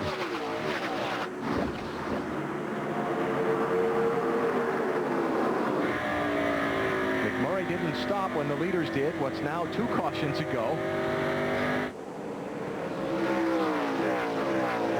Harvick took just fuel only on his stop. Joe Nemechek up to 3rd. Michael Waltrip 4th. Robbie Gordon 5th. Then Bill Elliott, Jimmy Johnson, Ryan Newman, Ricky Rudd, and Rusty Wallace. Jamie McMurray in that 42's got his hands full in the center of the corners right now. As much damage as he has on the right front of the car, I'm surprised it's running this well. McMurray started 22nd. Best finish of the season, a pair of 5th place finishes so far. How about the rookie, Dave? Well, they've been tight on that car all day. They have made so many adjustments. I about ran out of ink writing them down here. Once that fender got damaged, they peeled just a little bit behind the right front tire. Jamie said it's loosened up. For the lead, Harvick wants it. Harvick, oh, he can't hold it on the bottom. Cannot. Almost got up in the left rear of the 42 car. That would have given McMurray matching holes in his fenders. Yes, it would have. But Harvick has the position now. Here comes Nemechek in that UAW car, the 25. And Joe's a former winner here at New Hampshire. His first Winston Cup win came here September of '99. 6th and 7th place, Jimmy Johnson and Bill Elliott. Watch this after the restart. It looked like Jimmy got, he may have got run into, but he definitely got loose. It was similar to the deal with Jimmy Spencer and Johnny Andretti, where he got loose, corrected it, and got into Bill Elliott. And I tell you what, that could have knocked that right front fender in on the 48 car. And these fenders, the left, right, it doesn't matter. You knock those front part of those fenders in, it will affect the handling of that car drastically. So Kevin Harvick now the leader. Jamie McMurray feeling pressure for second from Joe Nemechek. And they're about 3/4 of a second in front of Michael Waltrip, the 4th place car.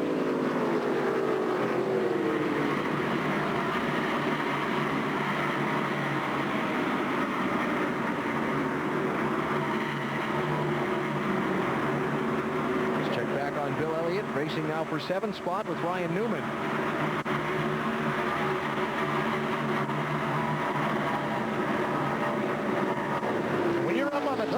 Like Bill Elliott is, you know when that guy in the bottom is sliding, you're looking out to your left side, and when you see him coming, you have got to turn right and drive up the racetrack to give that car underneath room, or he's going to be in your door hard. Battle for second spot. Saw a lot of right front fender damage on that 12 car of Ryan Newman. He sure did. Here goes Nemechek, and look at this. He just drives by the 42. I think the 42 kind of let him go by. That's a way by. Okay, I've had enough. Jimmy Johnson moving forward. This is on Robbie Gordon, and it's for 5th place. You see Johnson's right front fender looks a little wrinkled up from when he bounced off Bill Elliott. And like DP says, these fenders are very important on these racetracks anymore. Last thing you want to do is have any contact with anybody. You need all that downforce you can get. All right, here's the duck. Aflac. Time for the Aflac trivia quiz. Who was the last championship leader coming into a race to win a race? I found this interesting. The last guy leading the points when the green flag waved on a day that took the victory at the end of the day was... Got a bumper in the racetrack, but go ahead, finish. Thank you.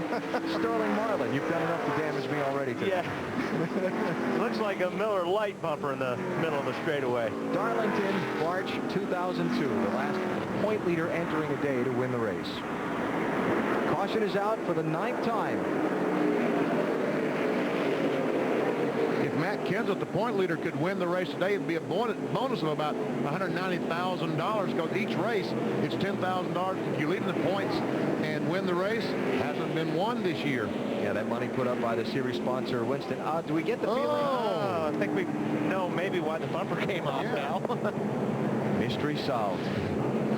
Man, everybody's been running into Rusty today. Oh, Tony Stewart goes up against the wall. I can't blame that on Tony. No.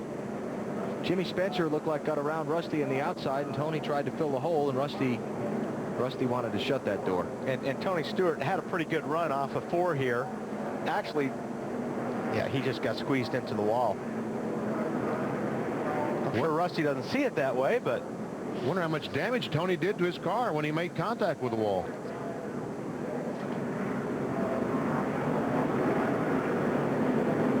Junior is able to see all this stuff and see the bumper cover flying through the air.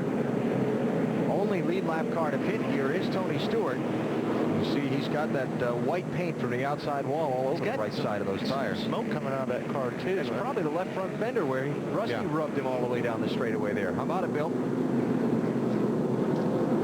Well, down pit road, and they'll take a look at this. Go around to the right side first, pull the left side sheet metal away. Tony gets a drink. Not very pleased with the situation. Around to the left side, he gets 4 fresh tires. His teammate Bobby Labonte is right in front of him. Under caution at the New England 300 at the New Hampshire International Speedway. You're watching NASCAR on TNT. 133 laps to go here at the New Hampshire International Speedway in the New England 300, the mile track where short track tempers often show themselves.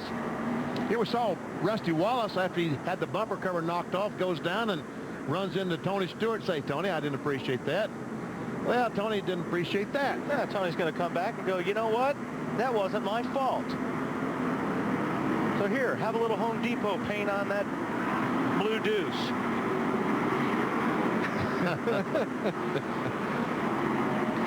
Yes, gotta love it. How about our Napa field summary so far? Jeff Gordon has led the most laps today, 105 of the 168 that we've run. Other leaders, Kevin Harvick, Jimmy Johnson, Jamie McMurray, Earnhardt Jr., Kenseth, and Jimmy Spencer. Cars out of the race, Morgan Shepherd, the only official retiree, and 9 caution flags have really slowed the pace of this one. They've been pretty frequent. And getting set to go one more time. On the caution flag, lead lap cars that pitted. We saw Tony Stewart coming in. Bobby Labonte came in. Ward Burton, Jeff Burton. Jeremy Mayfield and Elliott Sadler, along with Kyle Petty. Jeff Green, the Pennzoil car, the only one to pull up on the inside. He's the only car a lap down. 36th place. Everybody else is 3 or more laps down.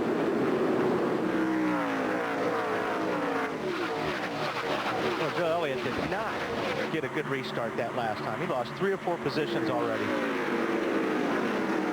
Jeff Gordon goes by, Ricky Rudd, Matt Kenseth, Jimmy Spencer. Elliott restarted 8th. He's going to be running at least 12th, maybe farther back when he comes back around a mile later. Yeah, 12th. How about 21 car, Ricky Rudd?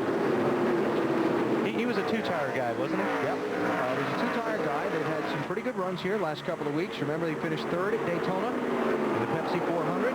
Very quietly from 37th to 13th at Chicago last week. Well, he knows how to win at this racetrack. Ryan Newman in the 12 going by Robbie Gordon in 31. Matt, what about the 21 car? He wasn't a 2-tire only guy. He was a no-tire only guy. Gas only at lap 146. Ricky told Eddie Wood and the guys he feels like the car is really starting to come to him. He just needs a little more track position, but so does a lot of other people out there. Both front fenders are banged in a little bit, but it really hasn't hurt the car that much. You see these stats on Ricky Rudd today. As low as 34th, high as 9th. That's where he runs right now. Going to make his 700th consecutive NASCAR Winston Cup start at Pocono next Sunday. That is unbelievable. Ryan Newman working on Robbie Gordon for 6th place. Robbie's dirt tracking that thing around. I run these cars for 19 years, and I think I had something over 500 starts. And he's going to start his 700th straight, and all my 500 was not in a row. Newman by. Here comes Jeff Gordon by Robbie. And Ricky Rudd going to try and keep that inside lane open. Robbie Gordon today did not have the horse to keep 24 behind him. All right, we see Jimmy Johnson goes into 2nd. Or is that 3rd? Yep, 3rd. And a little gap to make up to catch his teammate Joe Nemechek, who's running 2nd. Oh, almost had a Kenseth right behind him.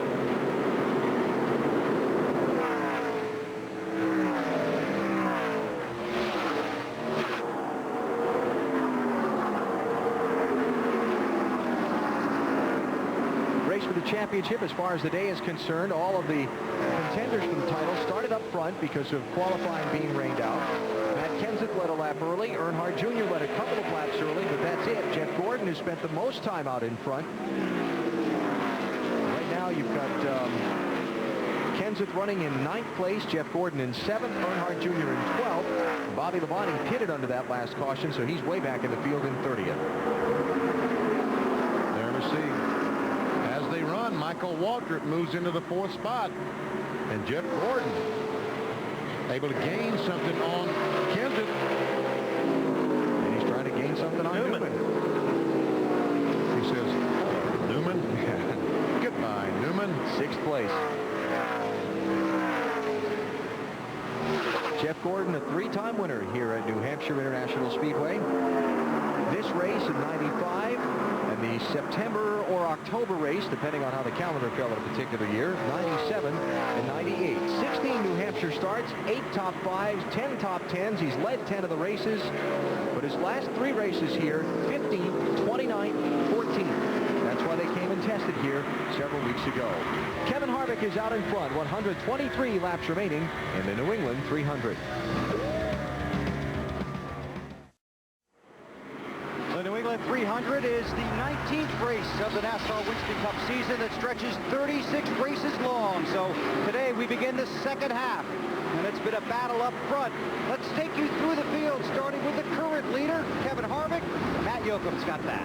On Kevin Harvick's last stop, no tires. Crew Chief Todd Berrier is already working up a set of right side tires to go on their last stop, which should take place somewhere around lap 210 or shortly thereafter. Meanwhile, Jimmy Johnson's crew chief checking out says, tell me how the car reacted on right side tires.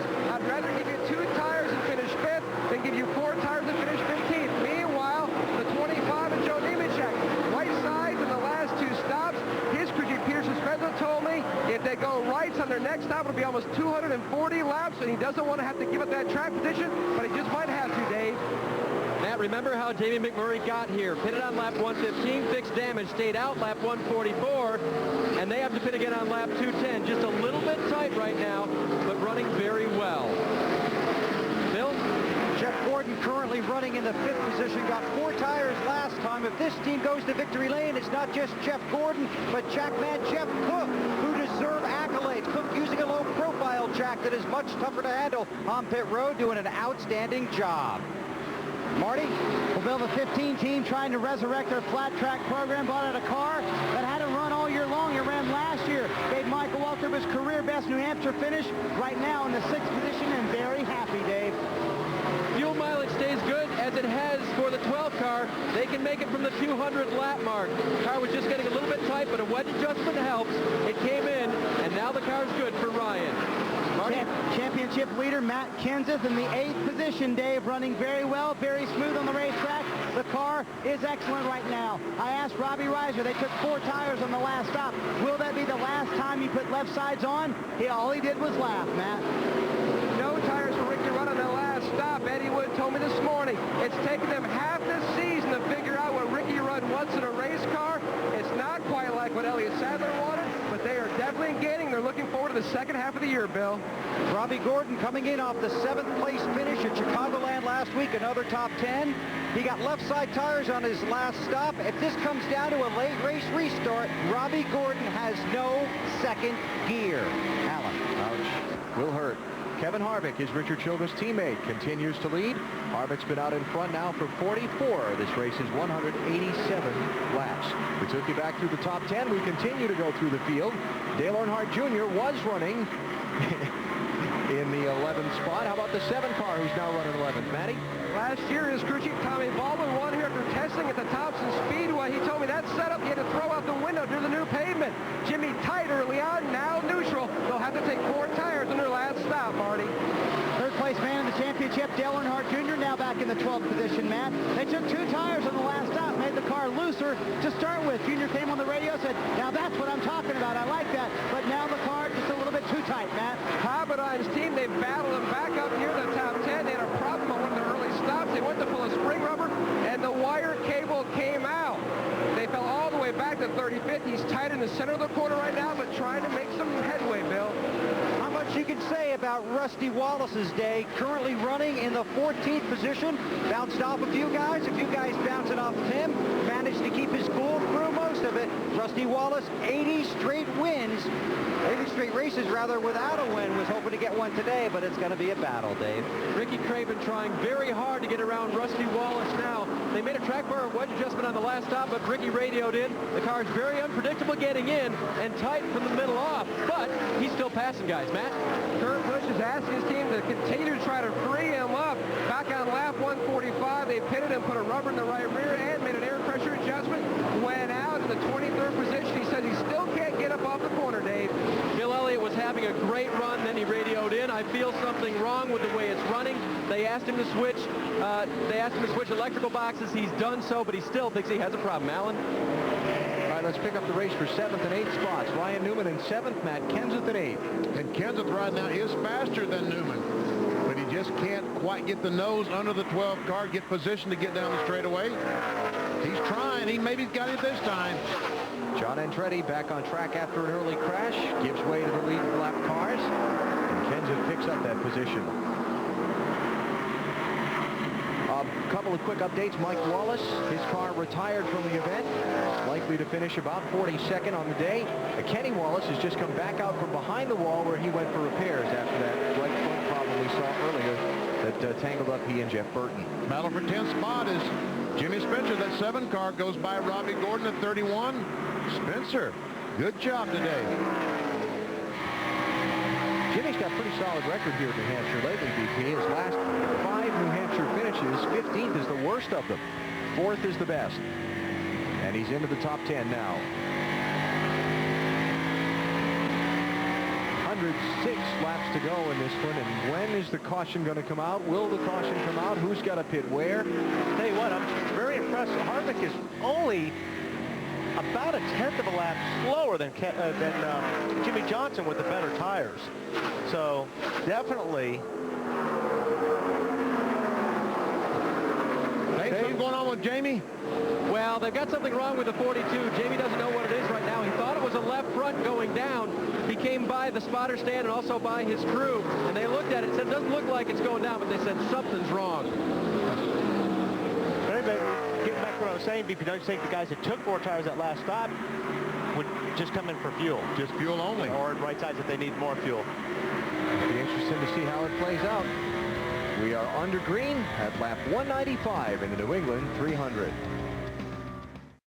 Back in New Hampshire, under caution, Jamie McMurray had a crash. We'll show it to you in a second. Pit stops, Marty. Michael Waltrip on pit road, 4 tires, no adjustment, packet full of fuel. They're going to be about 3 laps short for making it all the way, Dave. Ryan Newman's car was a little bit tight. They're going to make a track bar adjustment. 4 tires for him. This is just short of what they needed to make it on fuel. We'll see how it goes. Weber? Jeff Gordon is off of pit road in a hurry. Right side tires, chassis adjustment, and fuel. What's wrong with Tony Stewart? Got trouble with I think he ran over the hose leaving the pits. Snagged the air hose on the 18 car, maybe? No. It's whose pit box he was in when he stopped, so maybe. But I think the hose would, well, we'll take a look at it. Yeah. Kevin Harvick had a very brief stay on pit road, Matty. A 2-tire change, no adjustments for Kevin Harvick. A 4-tire change for Jimmy Johnson. So now the question becomes, who can make it on fuel? Those stops came with 103 laps to go. Let's see what the 20 got tangled up with in the pits here. Never see Jamie McMurray, their safety crew's over. Jamie has talked to his crew on the radio. We heard him say that he was okay. Tony Stewart. Yeah, it was the 18. He tried throwing the gun. Did the tire change him? He was walking funny. Did he get clipped by somebody? Here's the crash. Jamie McMurray in the 42 car. And look down the straightaway, Wally. The car's, something's wrong. Yeah, we were watching them go down the straightaway, and as soon as he hit the brakes, that's when the car really got loose on him, and he hit the wall pretty hard here. Watch Boom. This. And watch the bumper cover off the very back of the car. Same thing that Rusty Wallace had knocked off a little bit ago. But he had brakes because the rear brakes locked up just before he hit the wall. If you watch the rear tires, you'll see them lock up. The car's like shimmy. Yeah, it's like... Remember, he had reported in that he thought he had something wrong with the car. Maybe the left front was down. It doesn't look like any tires were down, but it's certainly when he got on the brakes, all of a sudden the car got sideways on him. Something broke. We just don't know why. Yeah, because the tires are up there on the right side. And the reason we couldn't break out of the commercial to show that to you while it was happening was because with the cable systems, we're in a local break, and we're not in control of that until the time is up. So we apologize for that mistiming. Hey, Dave, can you give us anything on the 42 there? Yeah, well, right after Jamie wrecked, first of all, the crew radioed to him if he was okay. He radioed back, I'm fine. And they talked a lot about the brakes, and it does appear that that's a problem he was having as he headed toward the wall. Okay. I want to go back and see that the replay with Tony Stewart and Bobby Labonte again, and wonder if that rear tire changer on the 18, see, he's limping when he comes away from the car, like, say something funny there. Yeah. He pulled a Charlie horse. He pulled a muscle in the back of his thigh. Trying to get away there, yeah, something. We'll get that followed up on from down on pit road. He tried throwing that gun in front of Tony, but he just didn't get it there fast enough. Yeah. But Tony was in his pits in such an awful angle. Yeah. Tony's all the way back to 31st place now. Almost last on the lead lap. Caution is out for the 10th time. Bill? And Alan, this gives us a perfect opportunity to talk about another safety innovation that NASCAR is looking at. Jamie just had trouble getting out of the 42 car after he crashed here. Well, this week, NASCAR will test a roof hatch. It's a car donated to them. They're going to take it to Nebraska and test it this week in a rollover incident. They planned to do it last week. They're going to do it this week instead. And earlier, Gary Nelson told me at the NASCAR Research and Development Center exactly how that hatch is going to work. We wanted to offer them an alternate exit, and so we came up with a cut the size of the space that the roll bars would allow. The driver would pull the cable, and he could quickly exit the car by pushing this up. And one of our engineers was looking at the idea, and he said, you know, we could put another set of hinges over here, and the driver could pull on these hinges, and he could quickly open it the other way. Or if the safety workers wanted to remove the driver quickly, they could remove the whole top real quickly, and the driver would come straight out. So we're doing plenty of testing, and hopefully when that testing confirms that the alternate exit does a good job and doesn't have any negatives, then we'll allow it on the teams as an option, and eventually one day maybe it'll become a rule. Now, this is something that NASCAR has been looking at. They've been working with other race teams on it. They've certainly tried it with some of the larger drivers, such as Ken Schrader has examined it. Michael Waltrip is a big supporter of it.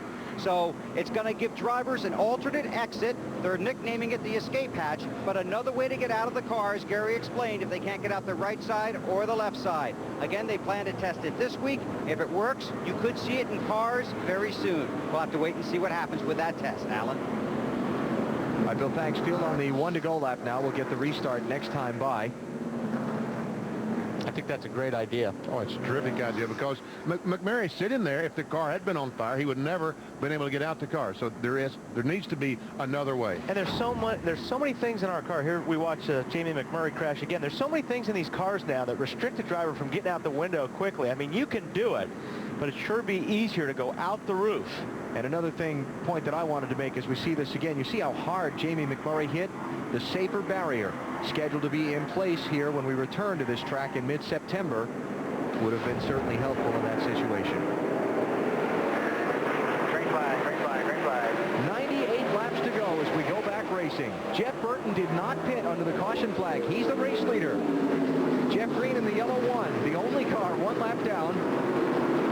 I don't think Burton's going to be the leader long, because I don't think this car is good enough to stay up there. Harvick tried to get on the inside in 1 and 2, couldn't do it. Well, they had that one car down there too, Benny, so had to pop up, get back behind Jeff. Boy, Jeff is struggling up there in that highline. Oh, caution flag. Caution's out. Outside, outside.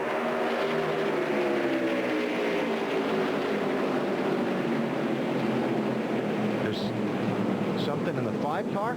Is that what we're hearing? Fuel hose? Fuel hose. Oh, in the pit. Okay, there's a fuel spill in Terry Labonte's pit also. And the hose is out on the racetrack. You see the crew trying to clean up there in front of the car. So they took off with that thing still in the car, and it pulled it from the can, and that's what happened. And all the gasoline from the can poured out on pit road.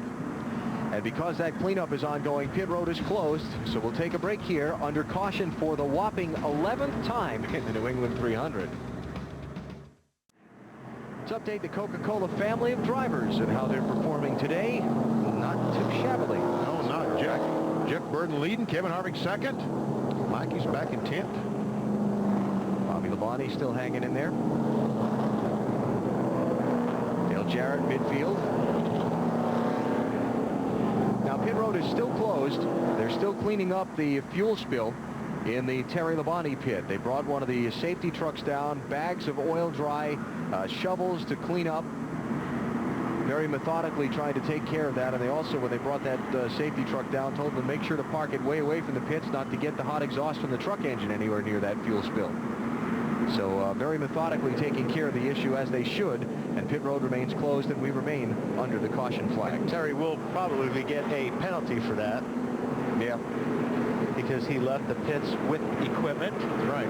Boy, how did that broke the metal part of the can, it looks like, huh? Yeah. Looks like the can might have broken off, yes.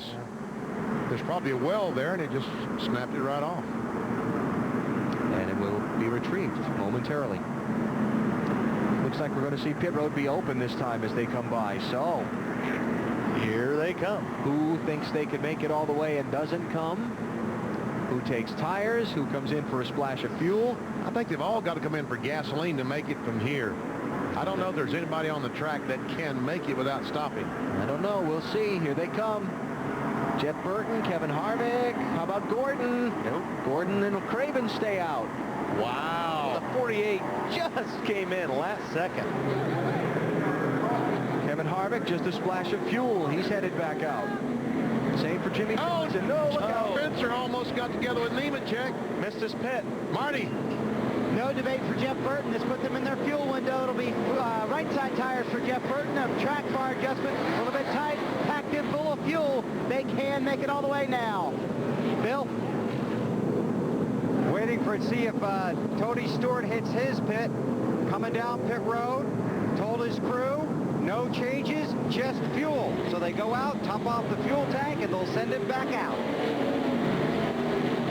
But Jeff Gordon, evidently he can't make it from here, is why he decided not to pit. He cannot make it. 85 is their max, Betty, on the 24. All right. Here are the cars that stayed out. Jeff Gordon, Ricky Craven, Robbie Gordon, Ryan Newman, Bobby Labonte, Dale Jarrett, Mark Martin, Todd Bodine, Steve Park, Bill Elliott, Johnny Benson. Those are the lead lap cars, and Kyle Petty, lead lap cars that stayed out. Still cleaning up here at New Hampshire International Speedway. We're back for the restart in a minute. Coming to TNT. Attention on deck! For one soldier, I want to go through like the rest of the guys.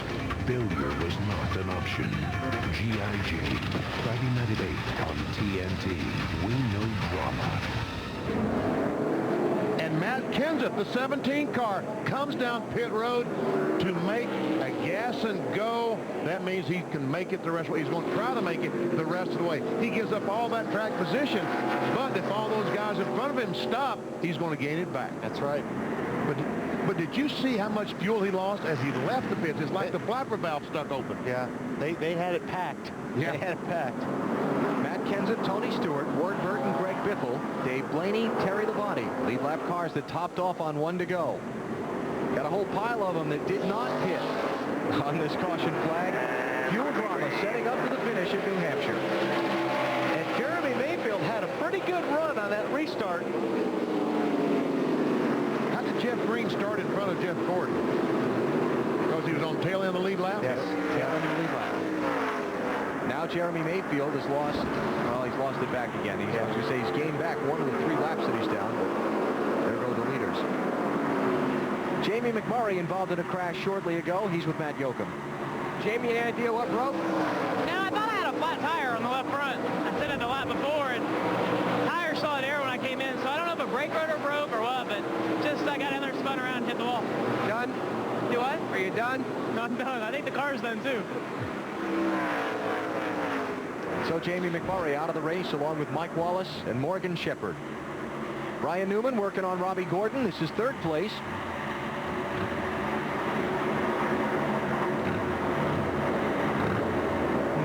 Not quite. Not quite. I'm just sitting here looking at my notepad's a mess. It is. People that can make it to the finish on fuel, people that can't make it to the finish. We heard during the commercial break from our pit reporters, Jeff Gordon, they believe they're short. They can't go to the finish. That's why they did not pit. Ricky Craven and Ryan Newman can't make it to the finish. Couldn't if they stopped and topped off there. That's why they didn't pit. Other guys who can, or think they can, include Dale Earnhardt Jr. And a lot of the guys who did stop under that caution, including Kevin Harvick, who is the farthest forward of the guys who pitted. Harvick running right now in 13th. Matt Kenseth, Greg Biffle, several cars stopped with one to go coming down pit road to get that last splash of gas, trying to make it all the way. Bill, what's Robbie saying? Let's find out. Robbie, you were just outside your window. You couldn't have made it because Jeff asked. Yes, for sure. We'd needed about 15 laps of caution, and we're just hoping right now the baby will go green for a long way. I know those guys are real nervous. How far can you go now, do you know? We can go along for a long way there. We'll just have to see what shakes out. We want a lot of green flag racing. And Bill, just a quick follow-up. We talked about the tire changer there on Bobby Labonte's car. He was okay, right? Yeah, Barry Cook told me he was more shocked than anything else. But what happened was he was doing his job and Tony Stewart was doing his. So basically it was just a bad timing situation. Tony exited right at the same time Barry was trying to come between the cars. He ended up letting go of the gun and basically scared himself. He did say that he was very happy, though, that he let go of the gun. Otherwise, he might have been out on the track with Tony. Yeah. Bobby Labonte working on Robbie Gordon for fourth.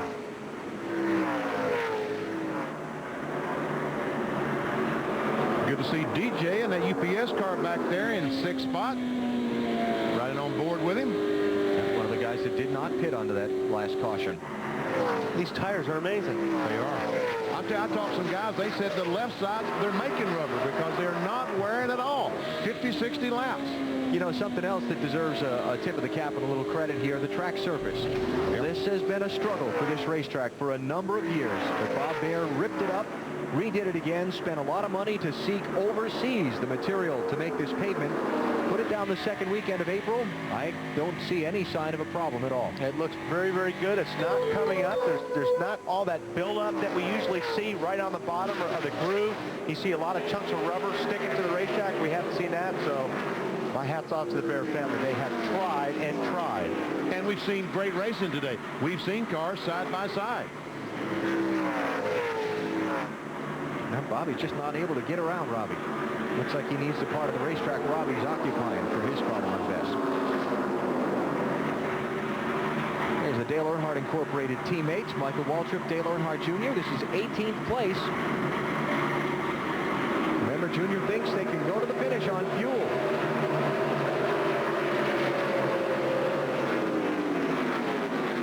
A little damage there in the right headlight cover area. Okay, Labonte finally in the 18 car has position on Robbie Gordon. I think he's going to get him. I'm not sure he's going to get him.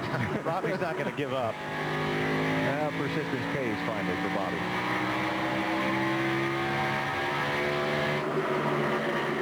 Laps to go. Jeff Gordon out in front, but needing another stop before the checkers. If he can secure the win, he'll have a lot to overcome. What do you think of the jacket? Get ready to party like it's 1985. Watch Adam Sandler and Drew Barrymore in The Wedding Singer. Tonight at 8 on TNT. That looks like you in high school. Right! That looked like Alan in high school, didn't it? Very rude of you. 74 laps to go. Jeff Gordon is leading the New England 300. Jeff Gordon, now the first driver ever to lead more than 1,000 laps at this racetrack, has led 125 laps today. We just about had a caution flag, didn't we, Wally? Well, we've been watching this for some time. Tony Stewart's been working on the 41 car for Casey Mears. Finally kind of worked him over. But Casey was able to get the car back under control, continue on. They were racing for 26th position. Lost a lot of track time here. You see Tony dive down underneath. He's been trying to get by him for a long time. I think he kind of maybe drove him up the track a little bit. 8 tires have more grip than 4? Yeah. Okay. Casey did a good job hanging on to it. He's back to 31st position, though. Now another group of guys that have been beaten on each other. Robbie Gordon, Dale Jarrett, Todd Bodine. These guys are racing for 5th, 6th, and 7th, and those cars have various colored paint on them from the other guys over about the last 4 or 5 laps.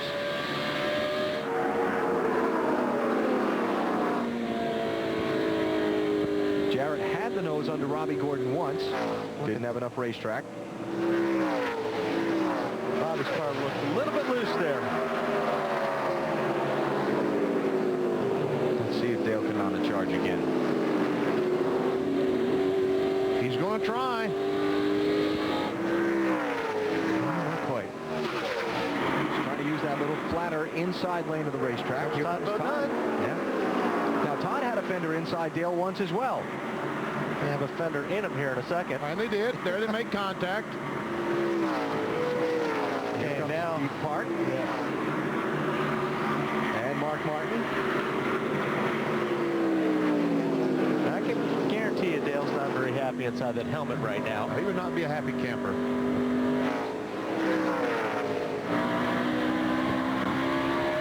What can Brown do for you? Well, it can pay you back if it can get to you. Yeah, get back to you. He will get a delivery. Yeah. If he gets to Todd again. Nice run for Steve Park. Haven't talked much about him. A little strategy by the Richard Childers team. He's gotten Park up into 7th spot, and he's hanging in there just fine, thank you. Got as many laps on this racetrack in as many different types of cars as about any other driver. He's run here in a NASCAR modified, Busch North car, truck, and a Winston Cup car, and a Busch Series car. Now there's 2 cars that are absolutely glued together. The entire back straightaway, side by side. Johnson finally gets the advantage up in 3 and 4. And to tell you why that's big, that's the first one of the cars who pitted on that last caution. Who think they can make it. That's the first spot. They're all trouble. Christian Fittipaldi, who was on the lead lap in 23rd position. Now, that's going to help all those guys that thought they could make it, these caution flag laps. But Jeff Gordon is going to have to stop, and he's going to be mired way, way back in traffic on the restart. Yeah, and that's the track position we talked about earlier. That's not going to help him. It's almost impossible to get through all those cars. 12th caution flag of the New England 300, and by the way, the record for most is 17. So we've got a while to go. Not out of reach, though. There's a 43 car. 43 is going to get a little help here, I bet. Yeah, Michael Walter gets in the back of him.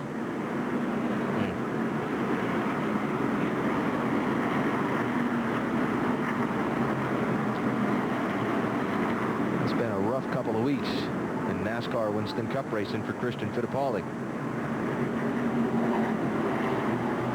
Let's go on board that Napa Chevrolet driven by Michael Waltrip, and we can probably see this.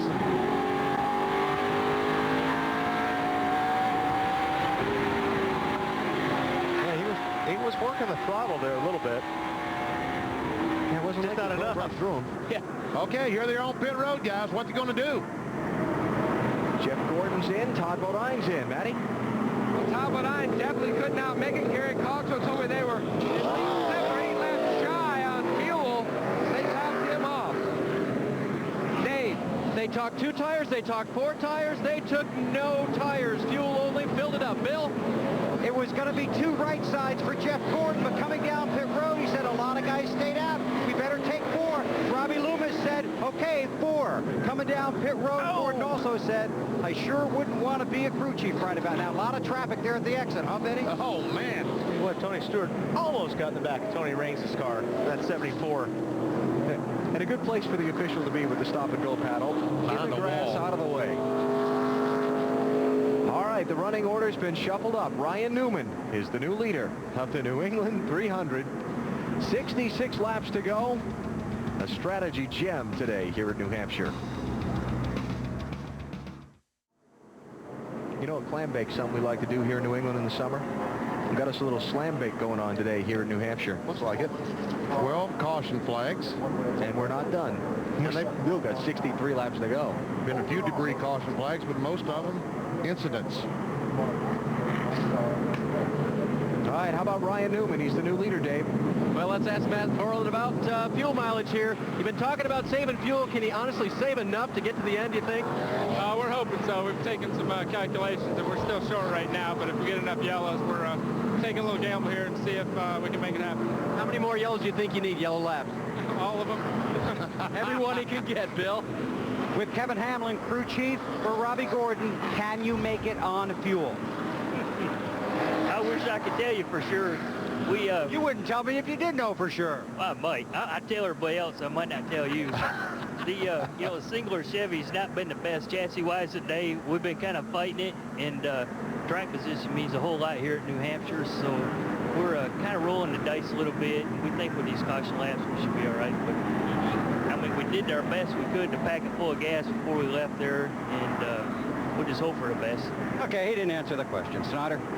Well, Dale Jarrett trying to make it all the way on fuel as well. Sean Parker, does this get you in your window? I don't know. It's going to be really, really close. We ain't got nothing to lose right now. We're trying to get this UPS forward up front and try to win a race for all these UPS people and Doug and Robert. So we're gambling a little bit, but hopefully we'll be okay. What a turnaround for this team. Only 2 top 10s since their win in February at Rockingham, Matt. Now, Chad Canassa's early calculations said that he would run out of gas coming off turn 4. Now, how close are you, Chad? Right now, we figure we're going to run out of gas at turn 1 after we take the checker. You know, we're running great today, and it's a shame that it's come down to this. You know, hopefully we get a couple more cautions and everything will be golden. You know, I'll be surprised if the 12 can make it. I feel as though we're faster than the other guys that are up there. So, you know, maybe if we get a top 10 out of this, I'll be happy. Be around at the end. Maybe we get a victory. We're just going to have to wait and see. A third last week, Alan, trying for back-to-back top 5s. I think those guys are sitting pretty. What do you think? Oh, I think the 48 car, I think, is really sitting pretty. I don't want to be in the 88, the 12, the 31. I'm not sure all those guys can make it. Ryan Newman, Robbie Gordon, and Steve Park and Dale Jarrett pitted at lap 197. There have been 19 caution laps since then. Is that enough to allow him to run 103 laps to the finish? Here comes Jimmy Johnson with a quick move on Dale Jarrett for 4th on the break. He may get hung up there on that bottom, though, with the lap-down cars. We'll see what happens. Jeremy Mayfield in the 19 is the lap car in front of him. He's 3 laps down in 34th place. Had to fall behind because of the 19 car. Look at the jump Ryan Newman's got. Second place, Robbie Gordon kind of bottled up behind the lap car of Jeff Green. That's the big advantage on these restarts. If you can clear the cars that are lap down and the guys behind you can't, they lose a lot of time. Robbie's alongside the 1 car. And I tell you what, when you get these cars jammed up behind slower cars, that's just a recipe for disaster. I mean, Ryan Newman's lap, the last lap, was 1 second quicker than Robbie Gordon. Even with 19 laps of caution, he can't go 103 laps on fuel, can he? I wouldn't think so. Steve Park goes in the 3rd spot. AOL car. Here comes DJ. Wow, Steve got a nice run on his teammate there, too, in the middle 1 and 2. Jared working on the lap traffic. Jeff Gordon restarted 28th on that restart with 61 laps to go. Bobby Labonte restarted 22nd.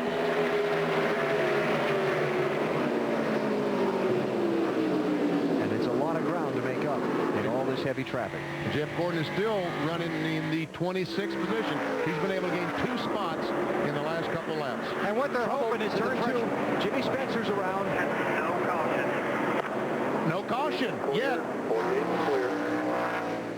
Not yet. Caution.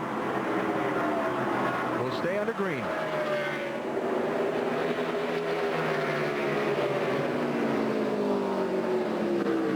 That's a huge break for those guys that stopped and are really can make it if they feel like they can make it.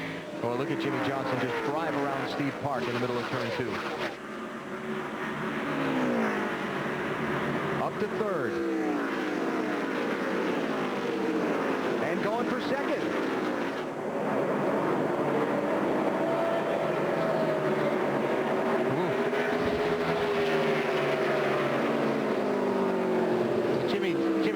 got a better car right now than Robbie Gordon. He can be patient here, get underneath him.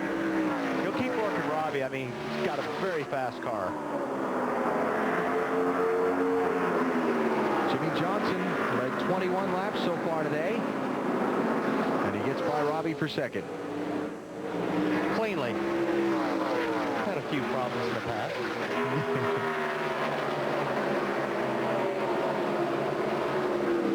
Jimmy Spencer went into the spin cycle in turn 2 a minute ago. Here's another look.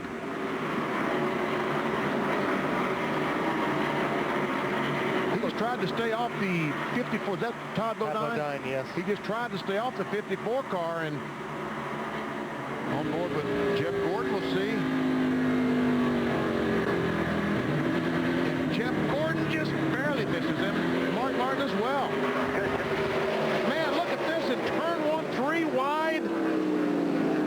Kevin Harvick, Dale Jarrett through Steve Park. Joe Nemechek almost into Steve Park and might even have gotten a small piece of it. Boy, they somehow funneled it all down to make it happen in turn 1. Be able to make the corner. Well, Nemechek got a problem. Yep, Nemechek he may looked have like a tire going down. Got a flat tire.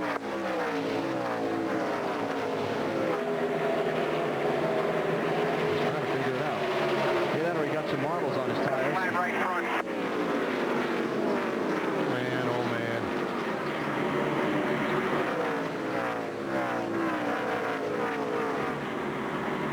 Matt, what are they saying?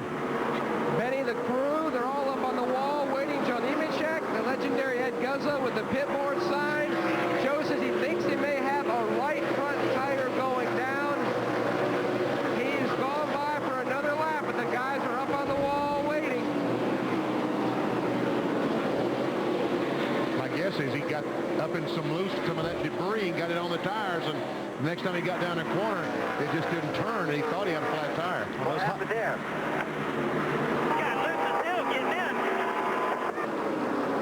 Nemechek back to 14th place now.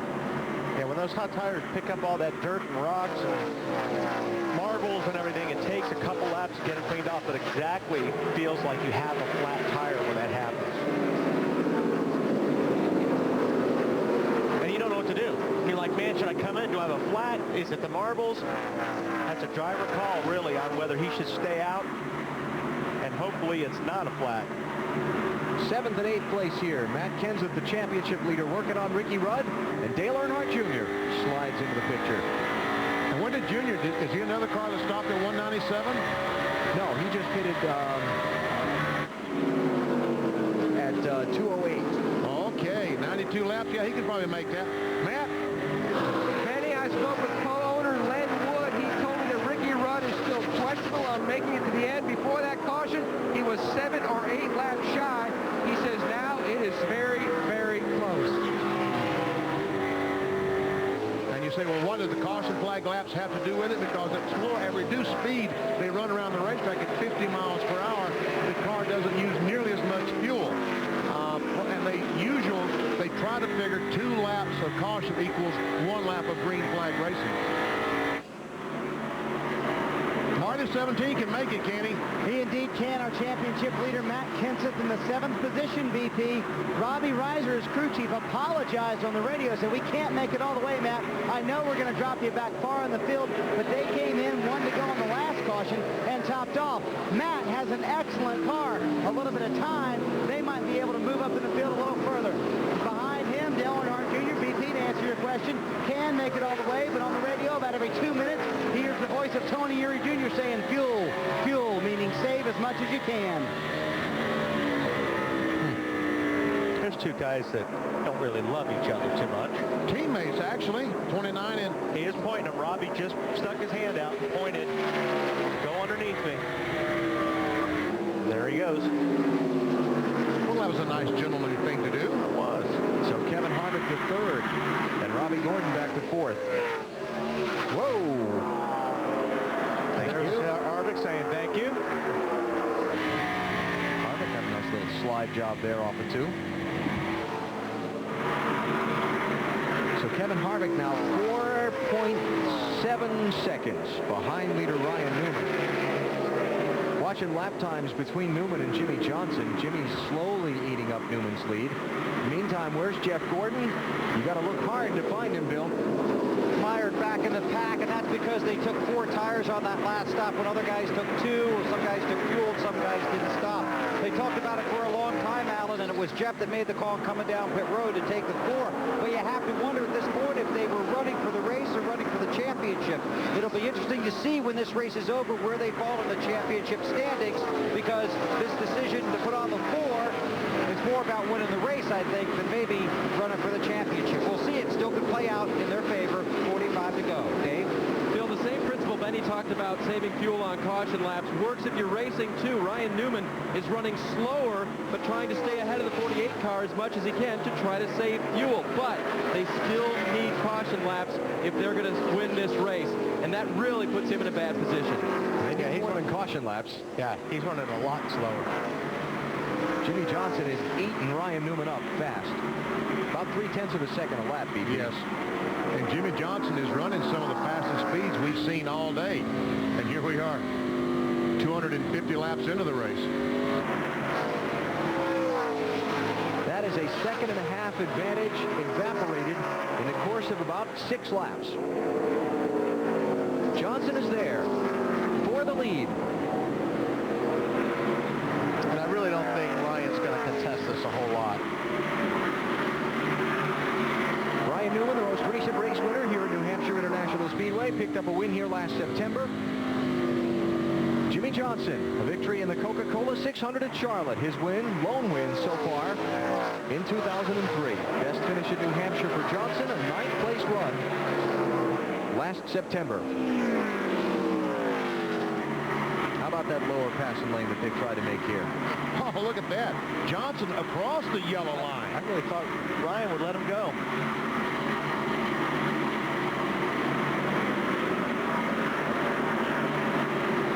Here's our Walmart racetrack while we're watching this fight for the lead. None of the top 5 championship leaders coming into this race last year finished the day in the top 10. Last year did not finish in the top 10. This was not a good day to be in the top 5 in points a year ago. How are they running today? Much better. Not too shabby. Let's see. Top 5 in the standings are 5th, 22nd, 7th, 21st, 13th. So a couple of them going to finish in the top 10 if things hold as they are now. And Jeff Gordon with a lot of work to do along with Bobby Labonte to get back there. It's funny, Jimmy Johnson is about 0.3 of a second slower now that he's caught Newman, and Newman is about 0.2 of a second faster now that he's got Jimmy Johnson in his mirror. So much for the fuel savings. 40 laps to go. Can Johnson overcome Newman? If not, does Newman have enough fuel to make it to the checkered flag?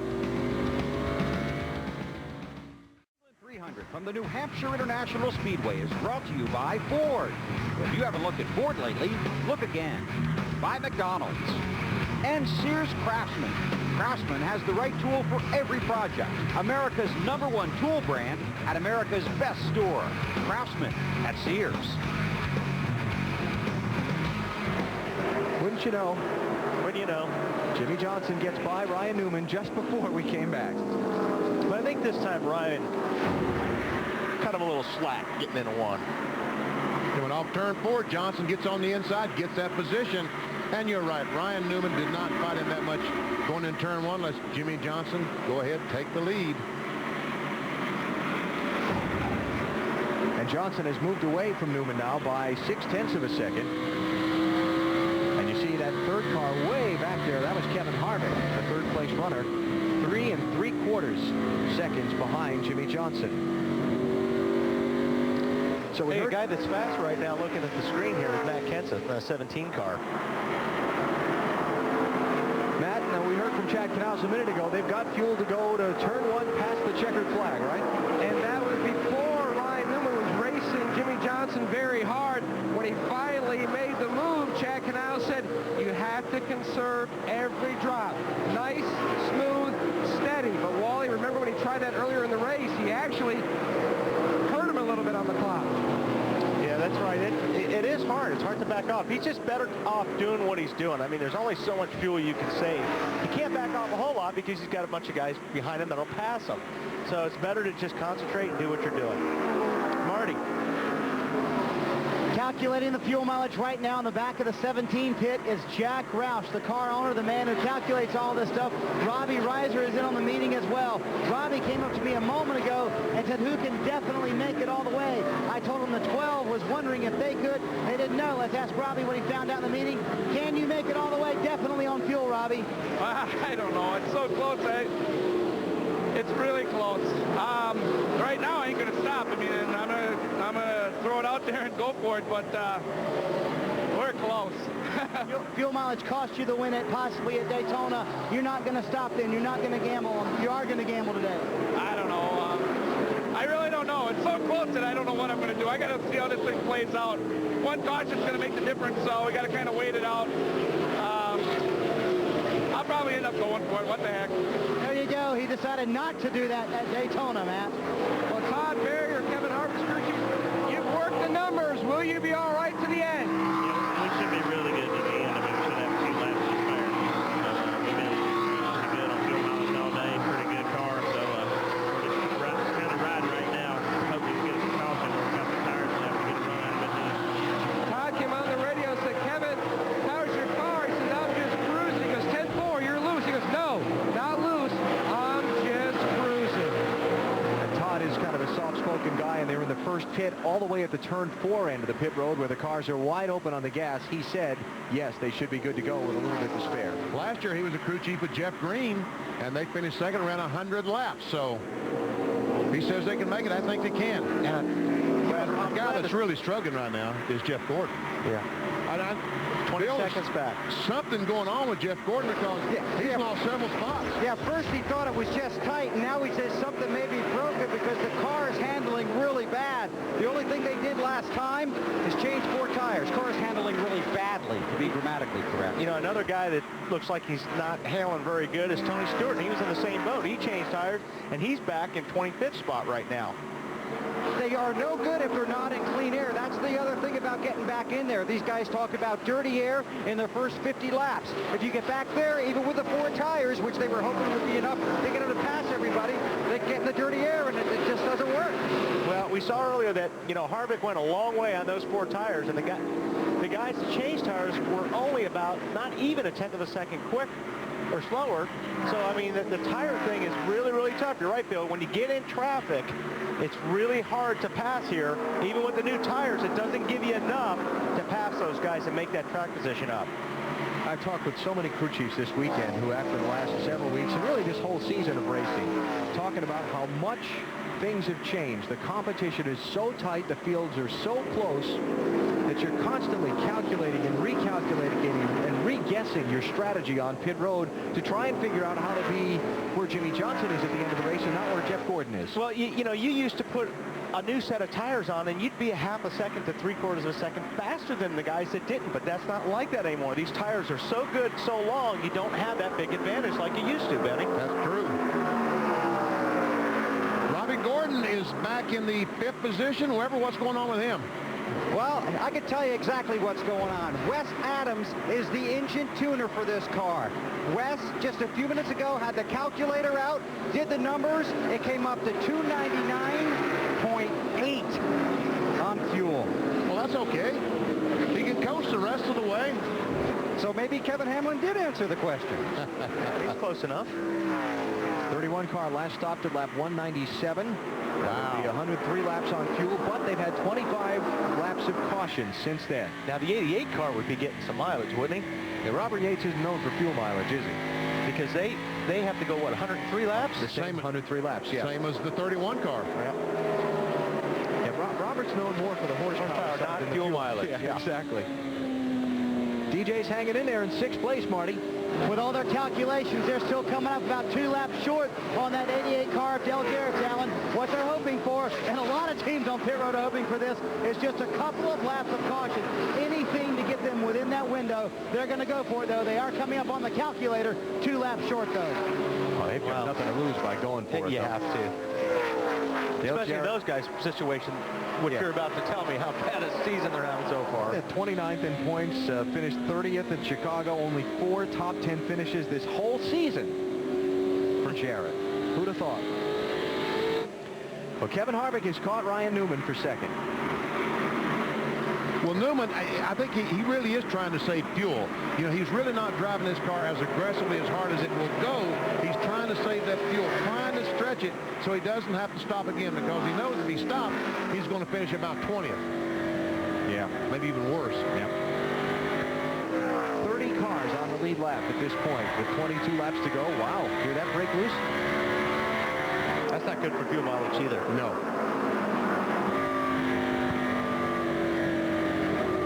Next weekend, triple header NASCAR coverage for you. We start with Bud Pole qualifying from Pocono, Friday on TNT. Saturday, the 1 mile track in Colorado Springs, Pike Peak International Raceway for the NASCAR Busch Series, NBC, 3:30 Eastern. And then next Sunday, the race for the championship at Pocono Raceway in Pennsylvania, the Pennsylvania 500 here on TNT. We started all with Discover Card Countdown to Green. Hope you'll be with us Friday, Saturday, and Sunday next weekend. Jimmy Johnson trying to pick up his second win of 2003. Have Chad Knaus and company made the right strategy calls fuel-wise to outdistance the field? We know they've got a strong car. Johnson's been up there in the top 5 just about all race long. My guess is they're okay on fuel, but that's just a guess. Saw the leader go by Sterling Marlin. He's 87 laps down, involved in a couple of incidents earlier in the race. 99 car, Jeff Burton was trying to pass the 25 of Nemechek just a couple laps ago, and I guess he didn't make it. Got behind a little bit. Michael Walter closed in on him. That's a battle for 12.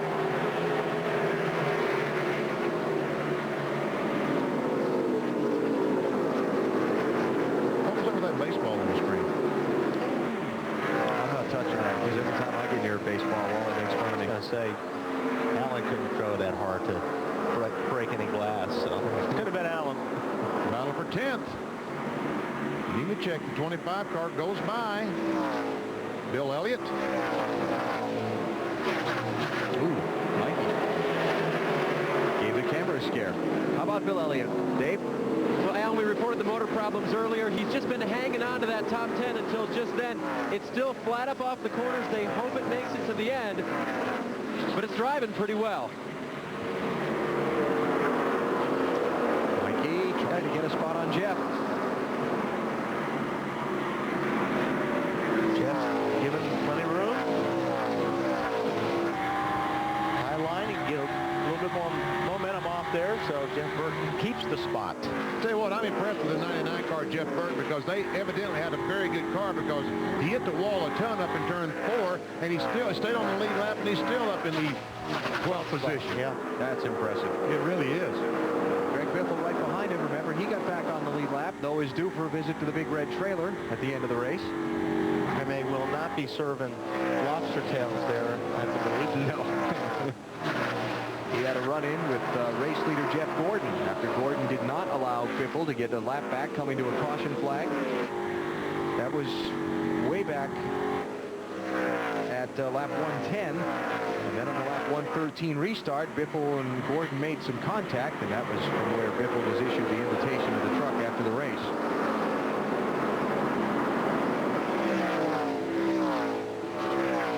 This one has got to be frustrating to be Michael Waltrip. You've got a faster car than the guy in front of you, but you're just not fast enough to make a clean pass.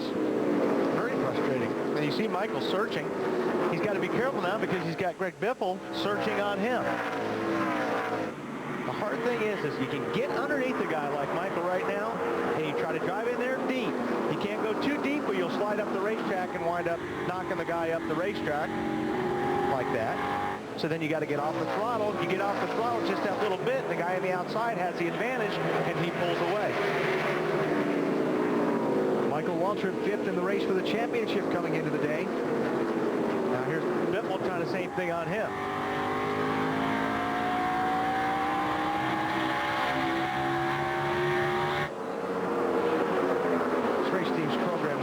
performance on flat racetracks has come a long way. That was an area where Michael really struggled. I think it all started at Homestead a couple of years ago. And Michael bounced off the wall there, getting off the 4. Talked about the championship with Michael. Nat Kenseth, the championship leader, running in 4th. We heard from his crew chief a little while ago. This came over the team's radio moments ago about their fuel strategy and situation. I'm worried I can slow it down some more. Just let me know what you want me to do here. I've saved you some, but I don't know how much you need me to save for sure. Matt, we're right at the margin. We're right at the margin. Jack's telling me to go for it, but we're right at the limit. That one file under the go for it side of things. Marty? And when you're a team leading the championship, you have to have a plan. Robbie Reiser went to all of his guys, said, be ready. We may run him out of fuel. They have the gas ready, and Justin Nottestad has the fuel in that red bottle you're looking at. That will go in the car in case Matt runs out of fuel. They do have a plan. They're planning on staying on the track, though, for all 300 laps. They're hoping they don't need any of that equipment, but they're ready in case they do. And one thing a driver is going to do right now from this point on is be watching that fuel pressure gauge. His eye is going to be on that fuel pressure gauge. When that needle starts dropping, then you know you're in trouble.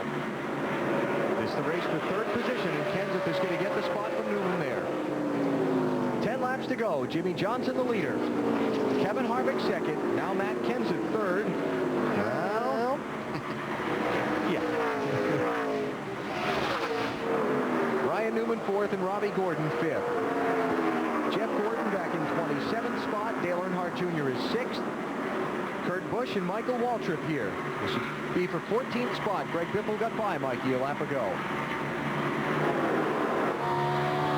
It always seems like when you're running out of gas, BP, it's after you go by pit entrance. I know it. Come off turn 4 would be a perfect time to run out of gas if I was driving.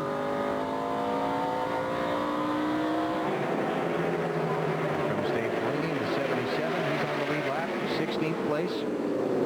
Rusty Wallace, Bobby Labonte also on the lead lap there. Jimmy Johnson beginning to run into some lap traffic now. And the spotters' eyes are on these cars, their cars, because they're just waiting for them to tell the crew we're out of gas. Ward Burton in the 22 is the last car on the lead lap in 28th position. And then not that far ahead of Ward is Jeff Gordon that Jimmy's coming up on to put a lap down. That strategy didn't work for him. No, they kind of backfired a little bit. Jeff Gordon will have led the most laps today by the time this thing's over. But that pit stop, they came in and took 4 tires at lap 234, and then whatever happened to the car to send the handling away has really gone amok for the 24.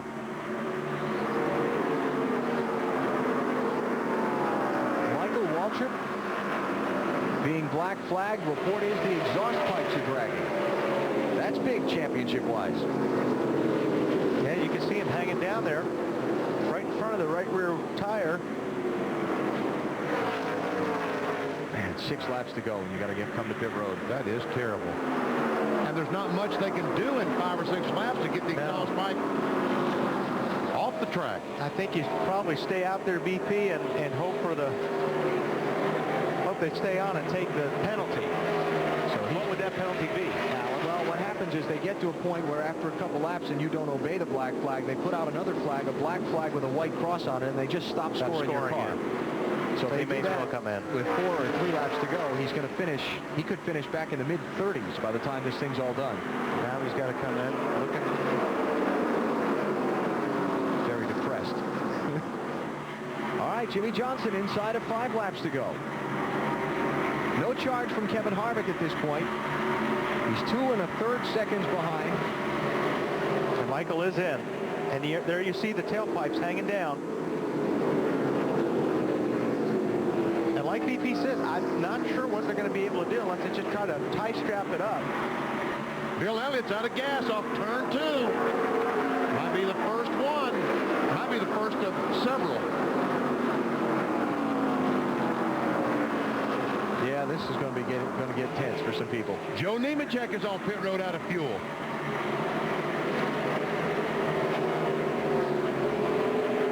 Nemechek can't get it running. And that's another thing thing, a problem running out of gas is if you can't get the car restarted, you can lose a tremendous amount of time just trying to get the car restarted. When they go dry, they're tough to start. Who else is going to lose a good finish in these closing laps? Michael Waltrip all the way back to 30th place. Oh, man. Good point day gone bad. Jimmy Johnson makes another lap, just 2 to go.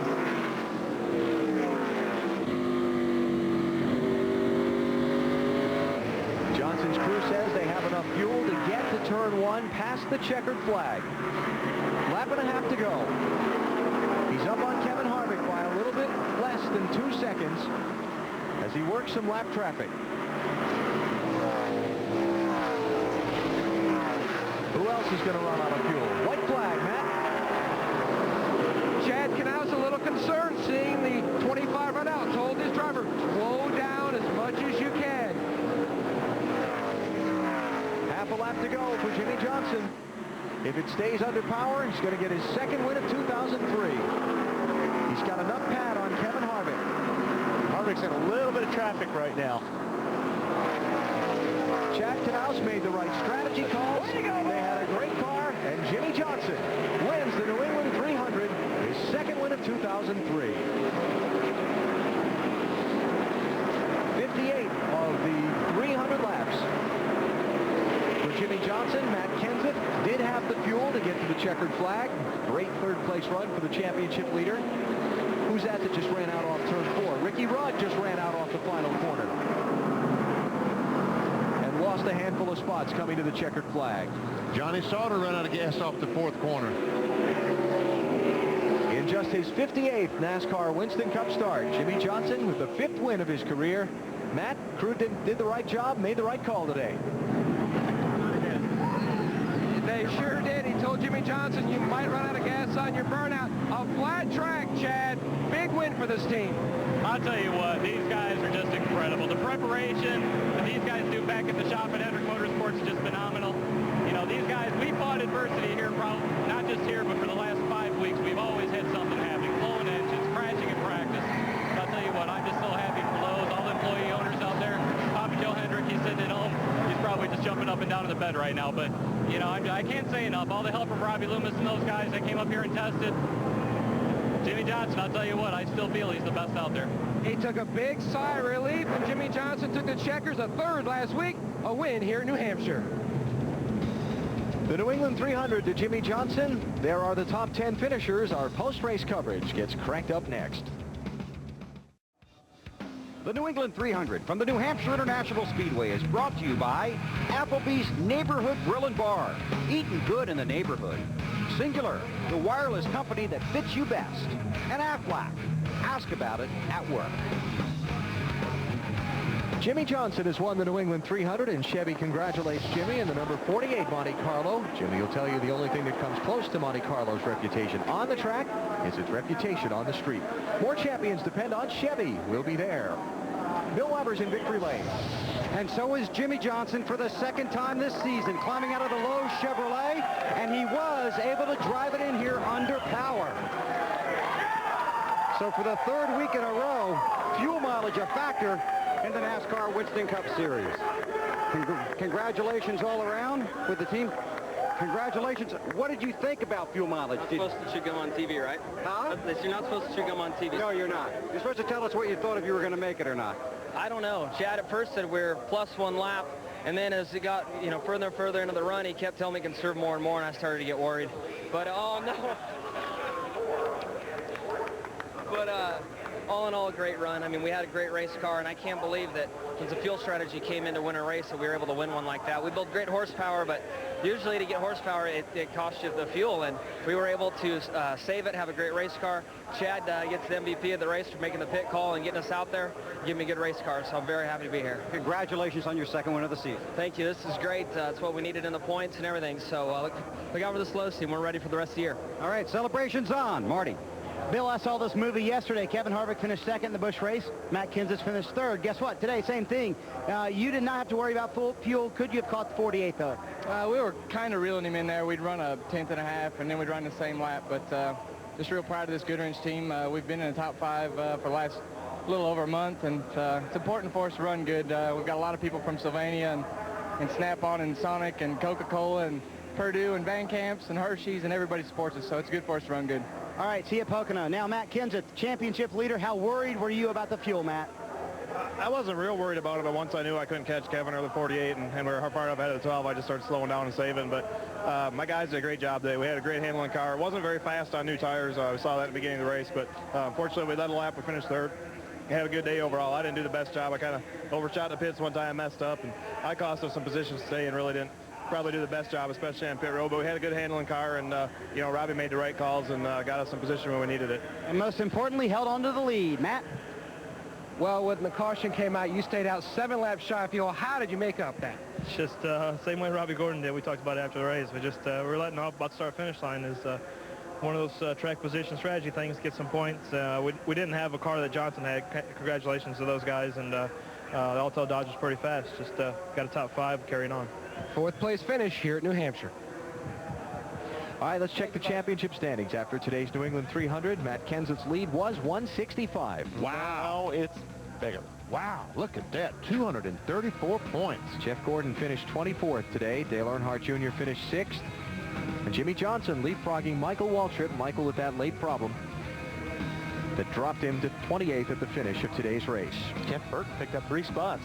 And so it's on next weekend to Colorado and Pennsylvania. NASCAR Busch Series racing Saturday. NBC from Pikes Peak, 3:30 Eastern Time. Next Sunday on TNT, the Pennsylvania 500 Discover Card Countdown to Green starts us off at 12:30 Eastern Time. On the East Coast next on TNT, the net with Sandra Bullock. On the West Coast, the world's most dramatic police chases. Track surface proved to be just fine today. Exciting racing, a lot of pit strategy and drama played in the end, Jimmy Johnson had a great car. His crew made the right call, and he got it done, winning the New England 300, his second win of 2003. You've been watching NASCAR on TNT.